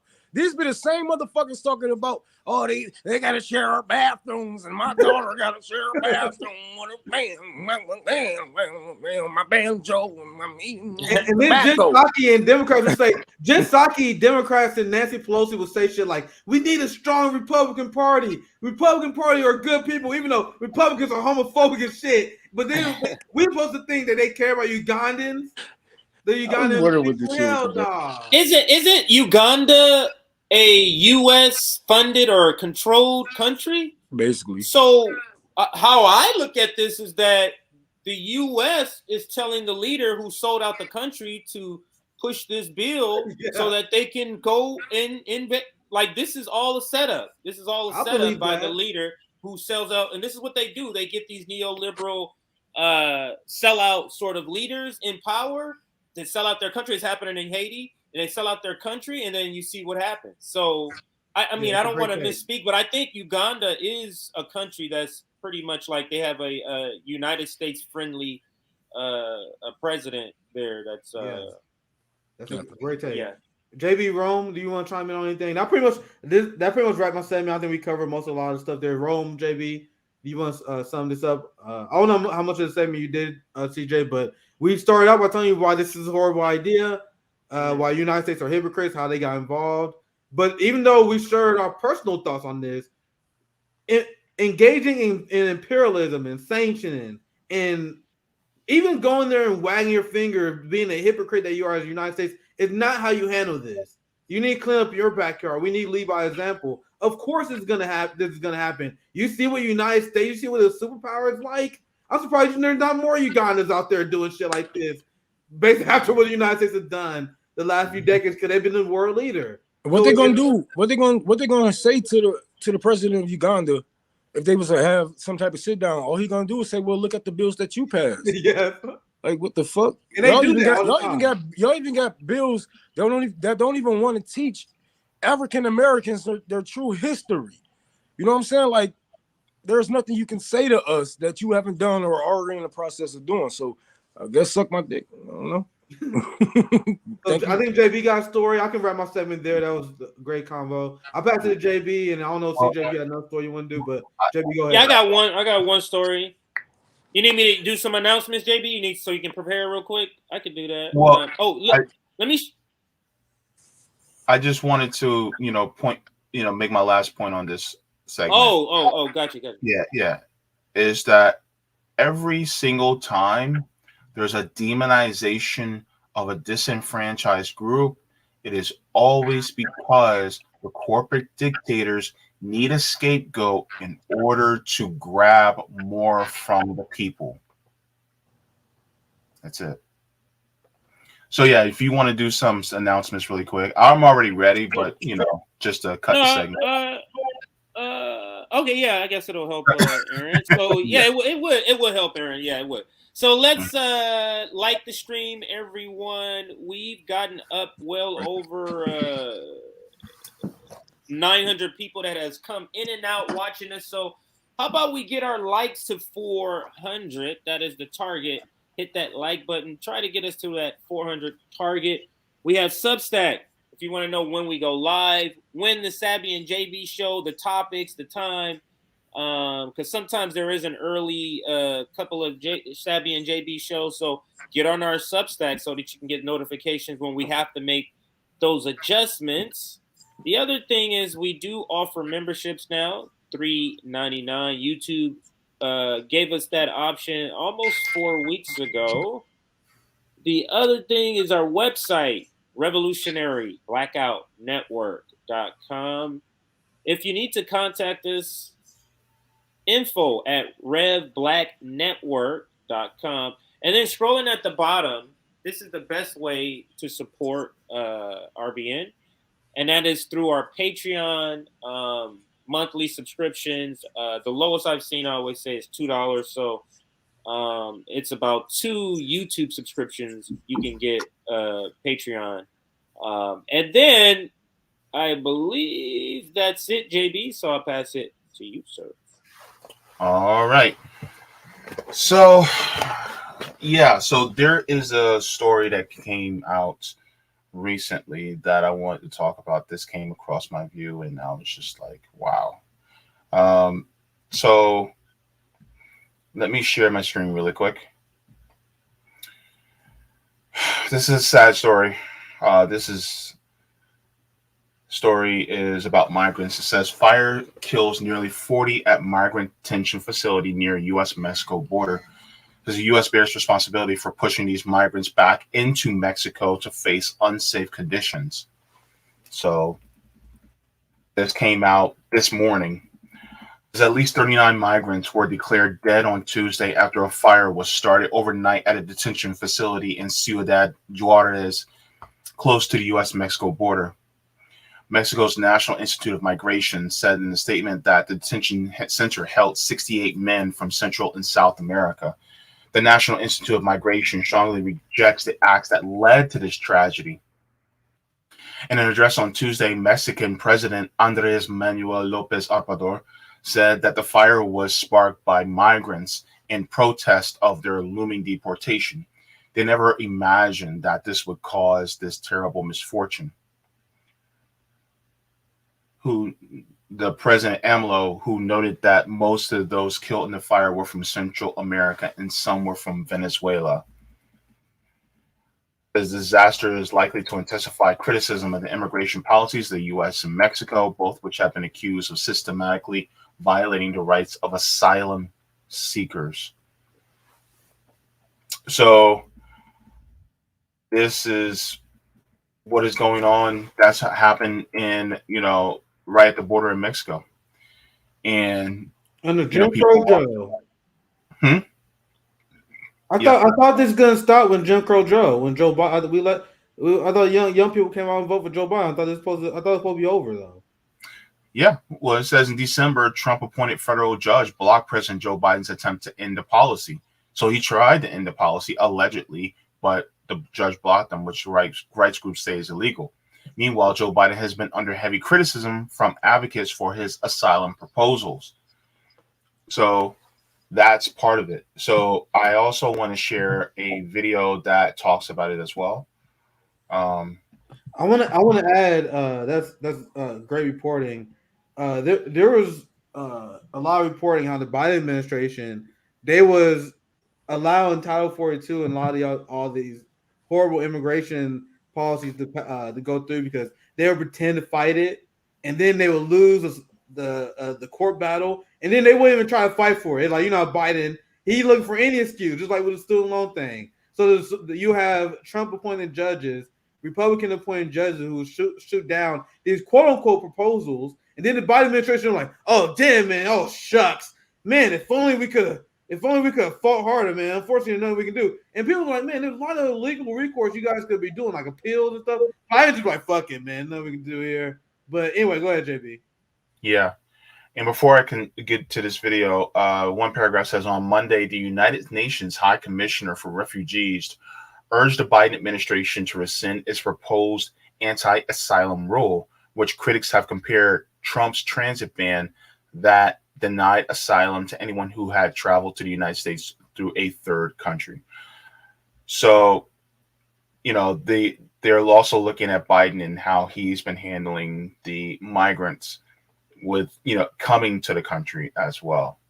News, we are learning more than 3 dozen migrants have died in a fire at an immigration detention center in northern Mexico, right near the U.S. border. It happened at a facility in Ciudad Juarez, that's across from El Paso, Texas. 39 people died, 29 others hurt in that fire. It broke out late yesterday, according to an official with the National Immigration Institute. We will keep monitoring this developing story. Struggling retailer Bed Bath. So basically, that's what happened there, and it's just horrible. And the thing is that, the border crisis, a lot of people talk about, how bad it is at the border when Trump was in power, or, the Trump regime was, in power, but nobody's really talking about it now that the Biden regime is in power. And it just goes to show that both parties are complicit in this. And, it goes to the point that the Biden administration wants to keep the migrants from crossing that border, which is forcing Mexico to have these migrants held in their detention facilities as well. And so it's causing, things like this to come up. And it's just sad because, you have migrants who are literally leaving their countries because of U.S. foreign policy and the destruction of their countries by the hand of the United States, on behalf of big corporations. Now that they're leaving, they're trying to get into a better life, at least somewhat of a better life, and they end up getting into a detention facility and burning to death because doesn't want chickens to come home to roost, even though the United States has contributed to this crisis. I want to add on. It's disgusting. You know what I'm saying? How silent the people is on this. Now, I'm not talking about politicians. You know, AOC and et cetera, et cetera. That's their job. You know, I would expect that from them. But the people, you know, who has voted for this man, who was to push Biden left, and you know, kids in cages. It was a whole fucking organization going on about the kids in cages. They are nowhere to be found, and it's really just sickening how you people can sit by and watch as the same policies update under the man that you voted for, and you promised us that this was going to stop. You said that Trump was to Biden's left and to his right, and he's going to shut down these detention centers, even though he built them with Obama. Whatever hoop dream that you try to sell us, where are you? Where are you now? Because people are still getting hysterectomies. Not only these 40 people that got killed in this fire, people are still getting hysterectomies at these detention centers. Do you understand? People are still getting molested, sexually assaulted in these detention. Where are you? And it's disgusting. Like I expect this from a politician, but you people sit by as the shit go on, and you say, "Oh, I voted. I did what I could. I did my best," and that's how you cope. That's how you cope with all of this. I did my best, even though people are still dying. But because of you, because of a man that you put into power. Now, I know you're gonna say, "Well, what you wanted? You wanted Trump in office? I ain't want nobody in office. I told y'all to overthrow this motherfucker. I ain't told y'all to vote for nobody. I told y'all this shit wasn't gonna change from hand to hand. It doesn't work like that. They're just handing each other power and popularity every 4 to 8 years. You take a break and come back 4 years later. I'll take a break and come back 4 years. They're just trading power in between each other. Ain't shit gonna change. Nothing real for us. But you're gonna just, you know what I'm saying, close your eyes and cover your ears because you don't want to hear or see it. And it's a shame. It's a shame because y'all was out there when Trump was in office. Y'all was out there on the streets. You held up your signs. You was crying at the fucking border. You took trips. For your first time, you left your city and thought about somebody else. But once you got what you needed, you're nowhere to be found. The people who haven't got what they needed, the people that you promised, they still haven't got what they needed. Where are you? Kyle Kalinske, David Pakman, all you motherfuckers. I'm talking about all of you voters. We told you this was going to happen. Stop being so damn weak. Just because somebody say a couple of your magic words and make you feel warm and fuzzy on the inside doesn't mean a damn thing. Don't you? I'm an atheist. Damn it. And even I know the devil is a lie. You taking a politician at his word, at their word, and voted for them with no leverage, nothing. You just say, okay, vote blue no matter who. Or your version, push Biden left after we elect him and give him everything he fucking wanted. And he's still fucking up these kids, still deporting more people than Trump, still deporting more Africans than Trump, killing them. But you know where to be found. But I guarantee if a Republican take that office, we'll see them back out there. Occupy walls. We see all them motherfuckers back out there. Fucking, it's sick.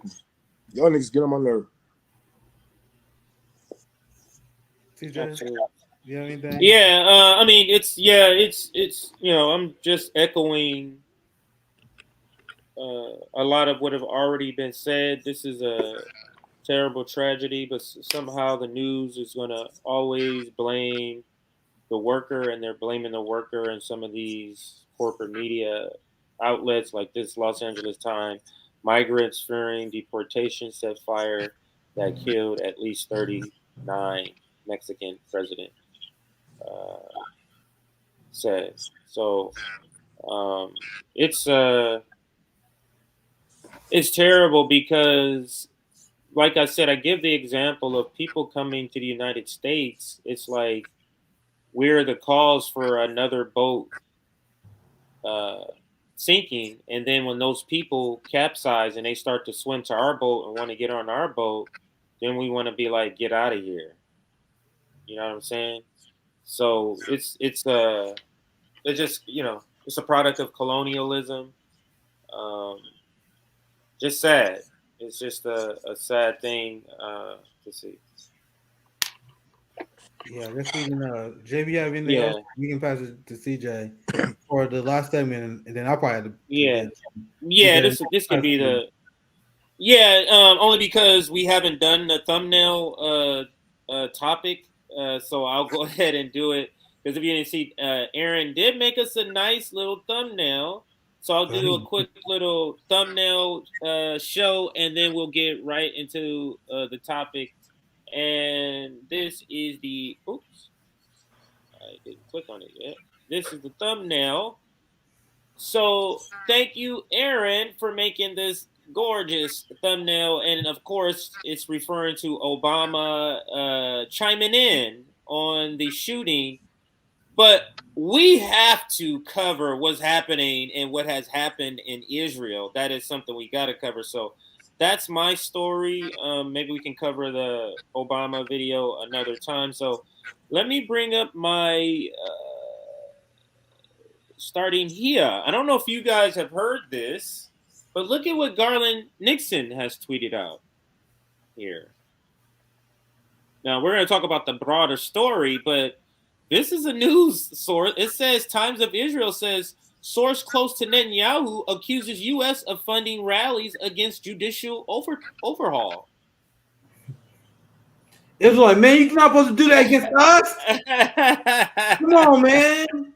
What we like, the global South? You're not supposed to fund opposition. And I think like this is the West trying to rein these people in because there has been criticism even coming from the West, from Zionists of Israel, and they're not saying that Israel need to stop their ethnic cleansing of the Palestinian people. They're not really criticizing the U.S. funding of Israel. They're just saying stuff like the Israel that we know doesn't exist. They have gone too extreme. We still should fund them though. But I'm going to write this brave. That's Marianne Williamson. That's funny. Yeah. Marianne Williamson has that stance. Yeah, go ahead. Go ahead. I have a lot to say on this. Yeah.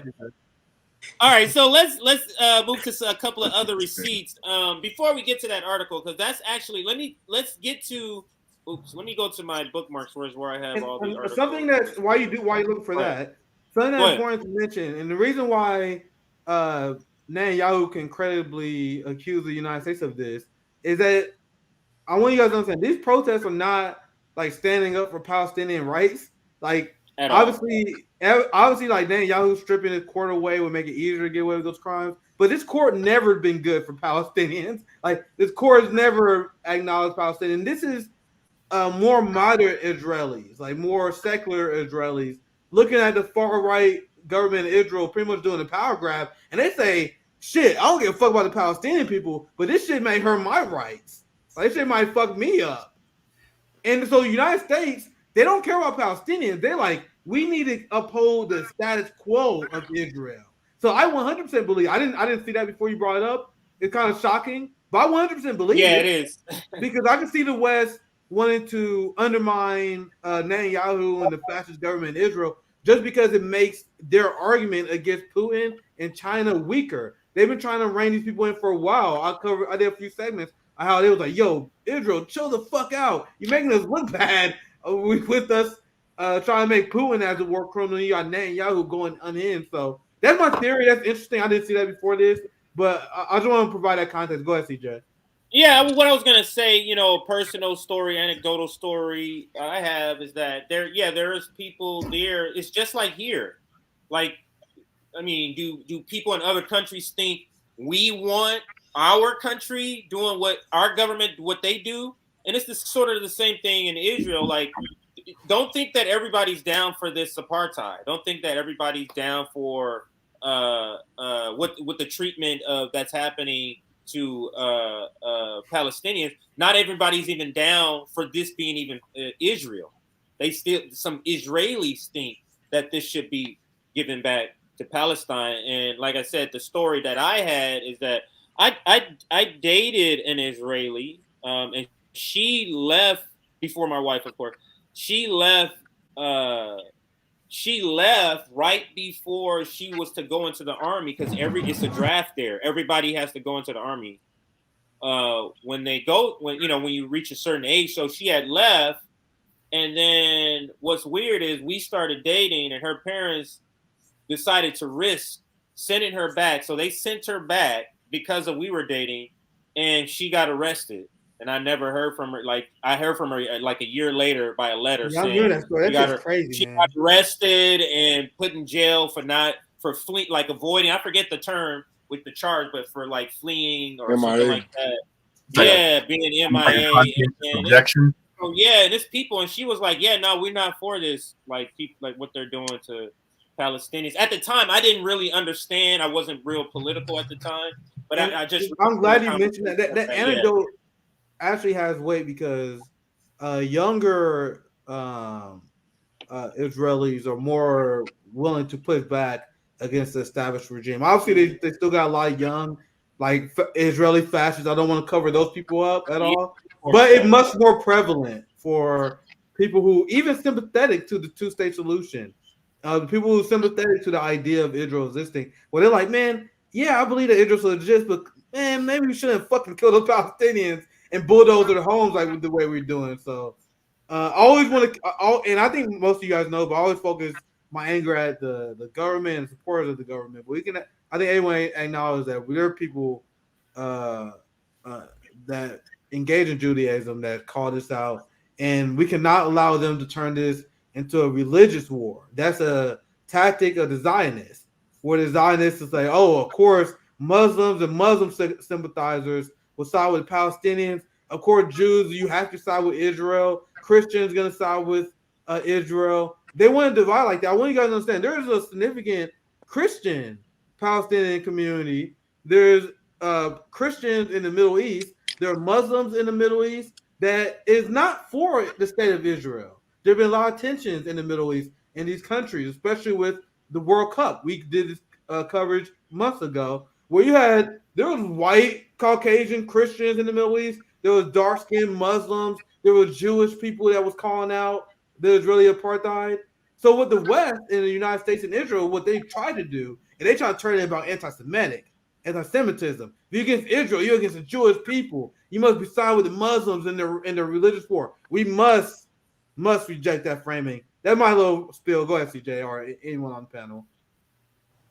Yeah, absolutely. So let me bring up the article, and if anybody wanted to talk while I'm bringing it up, go ahead. This is just an article that talks about what Netanyahu was just saying, and Gardner Nixon put up here. So here it is, which is just amazing to me. This is coming out. This is the Times of Israel. Source close to Netanyahu accuses U.S. of funding rally against judicial overhaul. So for those that don't know, let me just give a brief sort of summation. They wanted to do a judicial overhaul where they basically gave all the power to a few people, a handful of people out of the government. And then there was a protest, people pushing back against it. And then, first it was a little bit of soft push back, and then it rolled into people. The largest union, I think, is like 700,000 people. They started to say they're going to go on strike. And it was all this pressure and protest. And you saw one of the things that happened. I'm sorry, one of the where you can see all the amount of people that were protesting. And then that supposedly sort of forced them to pause, is the way they're calling it, pause this judicial overhaul. And Netanyahu is saying that the United States completely funded this. So PM's Prime Minister's son shares Breitbart's claim that State Department funded protest group. Senior official says AG irredeemable audacious, for freezing transfer of Tel Aviv political chief. Now, this was written on the 12th, but let's read. A senior government official traveling in Prime Minister Benjamin Netanyahu entourage on his weekend trip to Italy claimed on Friday, without offering evidence, that the mass protest against the government controversial judicial overhaul was partially funded by the Biden administration. Quote, the protest is financed and organized with millions of dollars, he said. Quote, we are following what is happening. This is a very high-level organization. There is an organized center from which all the demonstrators branch out in an orderly manner, the senior official said. Quote, who finances the transportation, the flags, the staging? It's clear to us, he said. Another member of the premier's entourage confirmed that the senior official was referring to the United States. A similar claim was made last week by pro-Netanyahu pundit, I can't even say that name, Yaakov Bardugo. Yaakov Bardugo.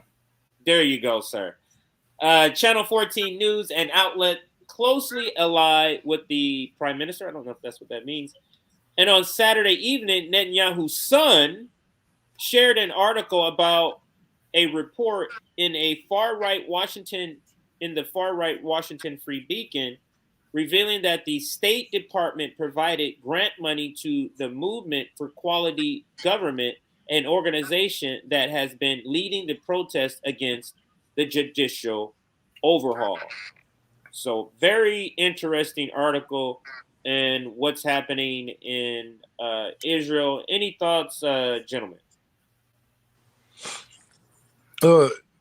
This remind me of when. Well, I don't remember what country in the Middle East we was funding. We was funding ISIS, and then we was funding Taliban, and we was funding their enemies, and it's funny because seeing how much power that the U.S. have already gave this man, I don't know what their end game here is. Maybe they feel like the best bet is just to roll the dice and bet on both ends, but I don't know what the end game is here. Maybe getting ready to overthrow him. You never know. But he been good to America. He been good to America and these capitalists. So I don't think I don't see them doing anything too much to him. Benjamin Netanyahu and the fact that he exists and he's good friends with Kamala Harris. You guys know that? Like Netanyahu, there's all these pictures of them men together. That was one of the things early on during the Trump era where I was like, you guys are not about to get me with the Trump arrangement bullshit. When I know you guys are friends with Benjamin Netanyahu, you guys know what's the worst claim that they have about Donald Trump? What is the most exaggerated, whether it's true or not, claim they have of Trump? They say Donald Trump is a racist, he's an ethno-fascist because his thoughts are about Mexicans, right? What they accuse Trump of being an ethno-fascist is quite literally what Benjamin Netanyahu is. You guys understand? Yep. But Kamala Harris and Chuck Schumer, good friends with Netanyahu. And if you think that Donald Trump is worse than Benjamin Netanyahu, or if you think that Benjamin Netanyahu, let me rephrase this, because I'll put them on the same tier if I was going to be honest. If you think that Benjamin Netanyahu has the moral high ground over Trump, I'll phrase it that way. Yes. You are out of your goddamn mind, and that is the entire liberal establishment. And that was one of the things like you're not gonna convince me to freak out over Trump when I know who the fuck you guys are friends with. I'm friends with Harvey Weinstein and Benjamin Netanyahu, and Bill Clinton friend with Jeffrey Epstein, but you guys wanted to MBS. So that's my last contribution. Katie Porter now friends with Benjamin. It's just, and they were like, ICC got arrest warrants over Putin. The fact that you guys don't got arrest warrants on Benjamin and Yahoo completely invalidates your entire Western philosophy, not just that organization. Your entire philosophy is a sham. I mean, look how America made the ICC look. America already made the ICC look like exactly what they is. You know, yes, you have great investigations sometimes, but you're weak. What you gonna do against somebody with actual power? And if I was Putin, I wouldn't take that shit serious. I don't even take arrest warrant serious for my own city. You know what I'm saying? If I was Putin, I wouldn't give a damn. Look, George Bush still walking free. Jimmy Carter still walking free. Obama still walking free. Not even just American presidents. You got all these other war criminals and dictators around this damn earth, and you want to focus on Putin because he was getting children out of war zones. Like, if we was gonna go after Putin for some shit, I'm pretty sure there's some crimes out there that we can call out, but you guys can't because you are just as guilty as his ass. Yeah. So I'm sorry. Go ahead, JB. If you were gonna chime in. Oh, I heard something. Yeah, I could have heard something in my ear. So I wanted to close out. I purposely wanted to do this last because I wanted us to talk about it before I close out with the informational part of this segment. And it's about 90 seconds. The first 90 seconds of this video, they kind of just explain how massive this is, how historic this was. So let's let this short clip of this. She has an activist on. It's not her talking. So let's let him explain. Yusuf Munir, these are mass protests unprecedented in the history of the state of Israel. They are protesting the overhaul and weakening of Israel's judiciary. They are not talking about the Palestinian-Israeli conflict. Yeah, they should come out for that. You notice how the United States doesn't fund that shit. They funding this one, though. As Palestinians continue to be killed on the West Bank, if you can talk from your perspective overall, what's happening? Yeah, thanks for having me, Amy. You're absolutely right. The protesters in the streets are focused on what they see as a threat to them, and not really a threat to Palestinians by these legislative reforms which aim to further weaken the court system in Israel. It's important to point out that this is a process that did not start with this government, and that the court system in Israel has been weakened for some time. But with this government, a religious nationalist government, there are many Israelis who see the government's agenda as a major power grab that's attempting to reshape Israeli society in a way that will disadvantage them, which, you know, them being primarily non-religious nationalist Israelis and secular Israelis. And so they are perceiving for the first time a threat, not to the court system, but a threat to the court system that will actually weaken their rights. The rights, of course, of Palestinians have not been upheld, whether Palestinian citizens of Israel or Palestinians living under occupation in the West Bank and Gaza and Jerusalem, have not been upheld by these courts for a very long time. It was not until, though, that these communities in Israel who are protesting today recognized a direct threat to their own rights that they decided to mobilize en masse in this way. And I think this really underscores just how deep the consensus is within Israel about the apartheid system and discrimination against Palestinians. Clearly, Israeli society has always had the capacity, we're seeing it on display now, to challenge their government's policies. I must pause it there so that we can reflect on the Black and how the Black Israeli struggle is very similar. And to his point there, I feel the same way. Like, if there was something challenging white people's privilege, they'll be out in the street in a heartbeat. Like, so I feel very similar to that. But we can how, close in here. Go ahead. Last words. Go ahead. It's crazy how black people get left out of so many things. You know what I'm saying? Like, even with FDR, we get left out of new deals and all kind of shit. And it's the same. It's the same fight across the world. Same fight, same shit going on, man. This is why I'm like, man, if we don't change this, if we don't change the whole system, then nothing's gonna change. For like, we can't just be selfish with this shit. We got to think about all the struggles that everybody is going through. Just because they might not look like me and you, that don't mean that they're not going through the same shit. You know what I'm saying? They are going through the same shit our people had to go through, man. Our ancestors had to go through. You know, now we have the privilege of sitting here and talking about the things, but they're still going through it. And we got to end this shit for good. It has to end. Yeah, well, so I think JB got super chats and Rockfin tips. Yeah. I gotta go in here soon, but JB, I'll pass it to you to send us out. I'll see you guys for announcement for me, guys. I got bounce. Nick at night tomorrow. Andrew will be joining us. Lot to discuss as well. So that's why I have coming up. Obviously, make sure you guys like, share, subscribe, all that stuff. So I'll see you guys tomorrow. All right, Nick. All right, Nick. All right. Okay, everybody. So thank you so much for the super chats that people have contributed to us. We have now Abiding71. Thank you so much for the super sticker. We also have a super chat from Oz. Good to see you. It says, keep fighting the state-sponsored lie machine and its criminal accomplices. Well done, RBN. Thank you so very much. This was starred by Zoya. Good to see you, Zoya.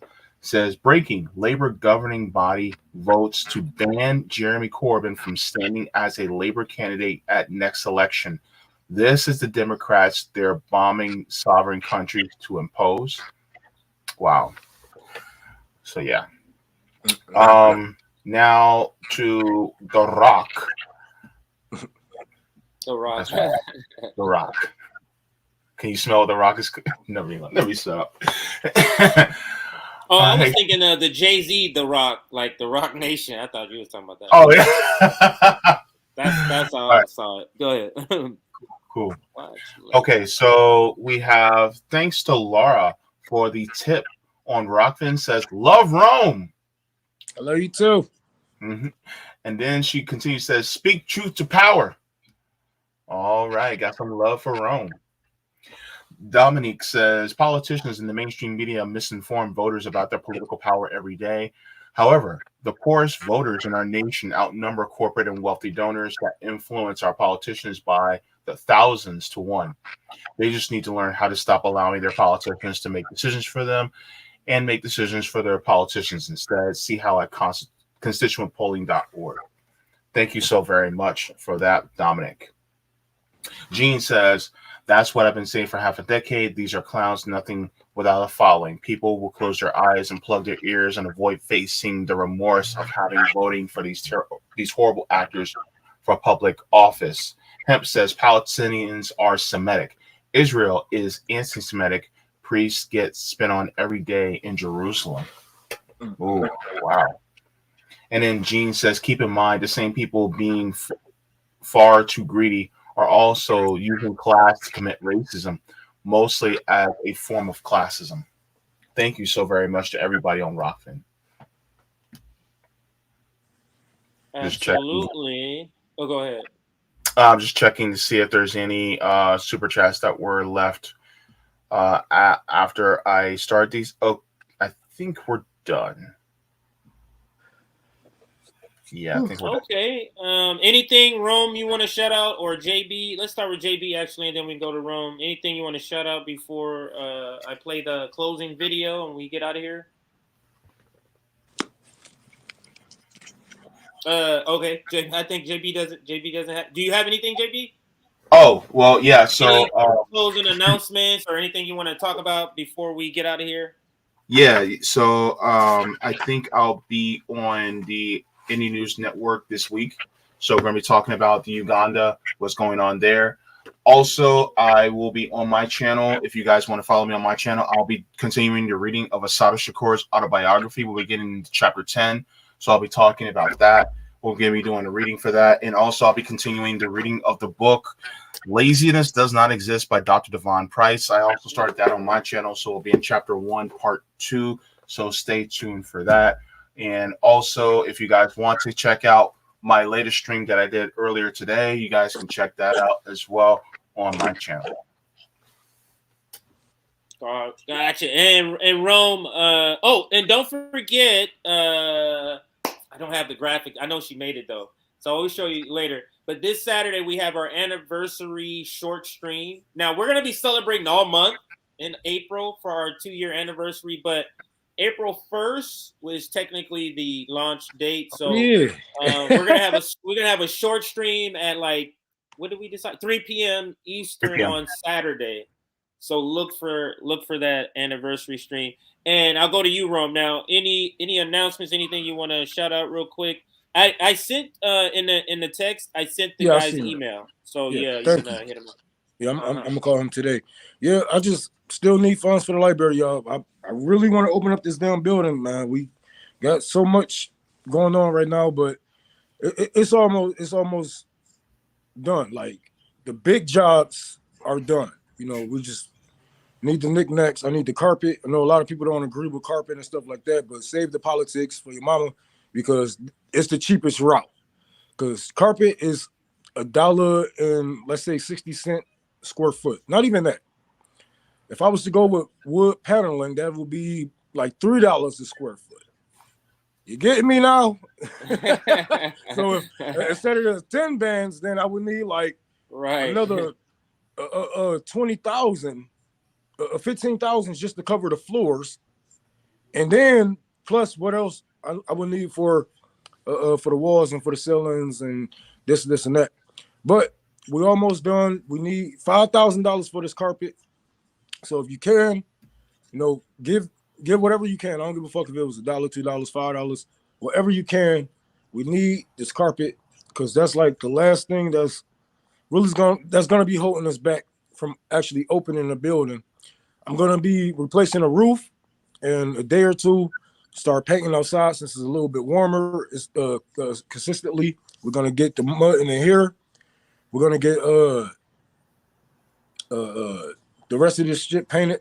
And yeah, the building should be open by next month. If we can knock this out, the building will be open. I'll have woodshop classes. We have RBN, our RBN chapter here.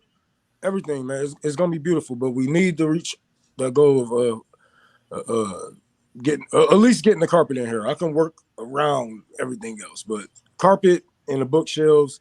And don't forget, I will have the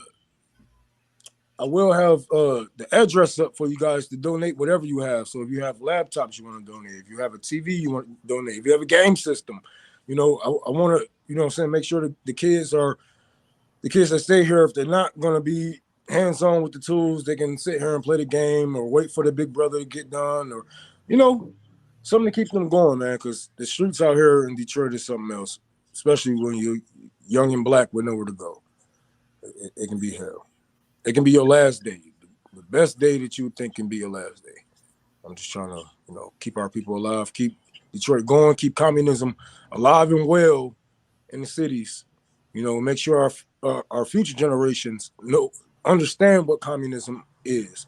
You know what I'm saying? And know how it is to actually talk to a communism, to breathe and feed and teach. You know what I'm saying? With one during their lifetime, so when they grow up, they won't be arguing with you on Twitter about how Hitler was a socialist. So I'm trying to do my job. Awesome. All right. So I don't really have any announcements. Not sure when I'm going to be on again. I guess this is an announcement. Yeah, I'll be taking a little bit of break, slowing down a little bit of streaming, doing a little bit, engaging in real life a little more. So shifting, just talking about movement. So engaging more with people on the ground and doing some work. So that, I guess, is an announcement I can make. And now this is just summing up what happened to Muhammad Ali in the draft and him standing up to power and really being he's the one that all athletes should strive to be if they're trying to be activists. You should be striving to be a athlete activist, like in the way that Muhammad Ali, willing to give up his boxing title, willing to lose money, willing to go to jail for not going to the draft. So here we go. Here is Muhammad Ali. It has been said that I have two alternatives: either go to jail or go to the army. But I would like to say that there is another alternative, and that alternative is justice. Ladies and gentlemen, Mr. Muhammad Ali has just refused to be inducted into the United States Armed Forces. He refused induction on the grounds of his religious convictions on war. My conscience won't let me go shoot my brother or some poor hungry people in the mud for big powerful America and shoot them for what? They never called me nigger. You know, Muhammad Ali is really important in this because when Ali refuses induction, there's a famous column in the New York Times written by Tom Wicker where he just wonders out loud what would happen if you had 100,000 Muhammad Alis. You had 100,000 people who were prepared to do what Muhammad Ali just did. You would bring this war to a stop. So the draft resistors set that kind of as a goal. It took an all-white jury less than a half hour to find Muhammad Ali guilty of all charges and specifications. He was sentenced to the maximum, 5 years in prison, and was fined $10,000.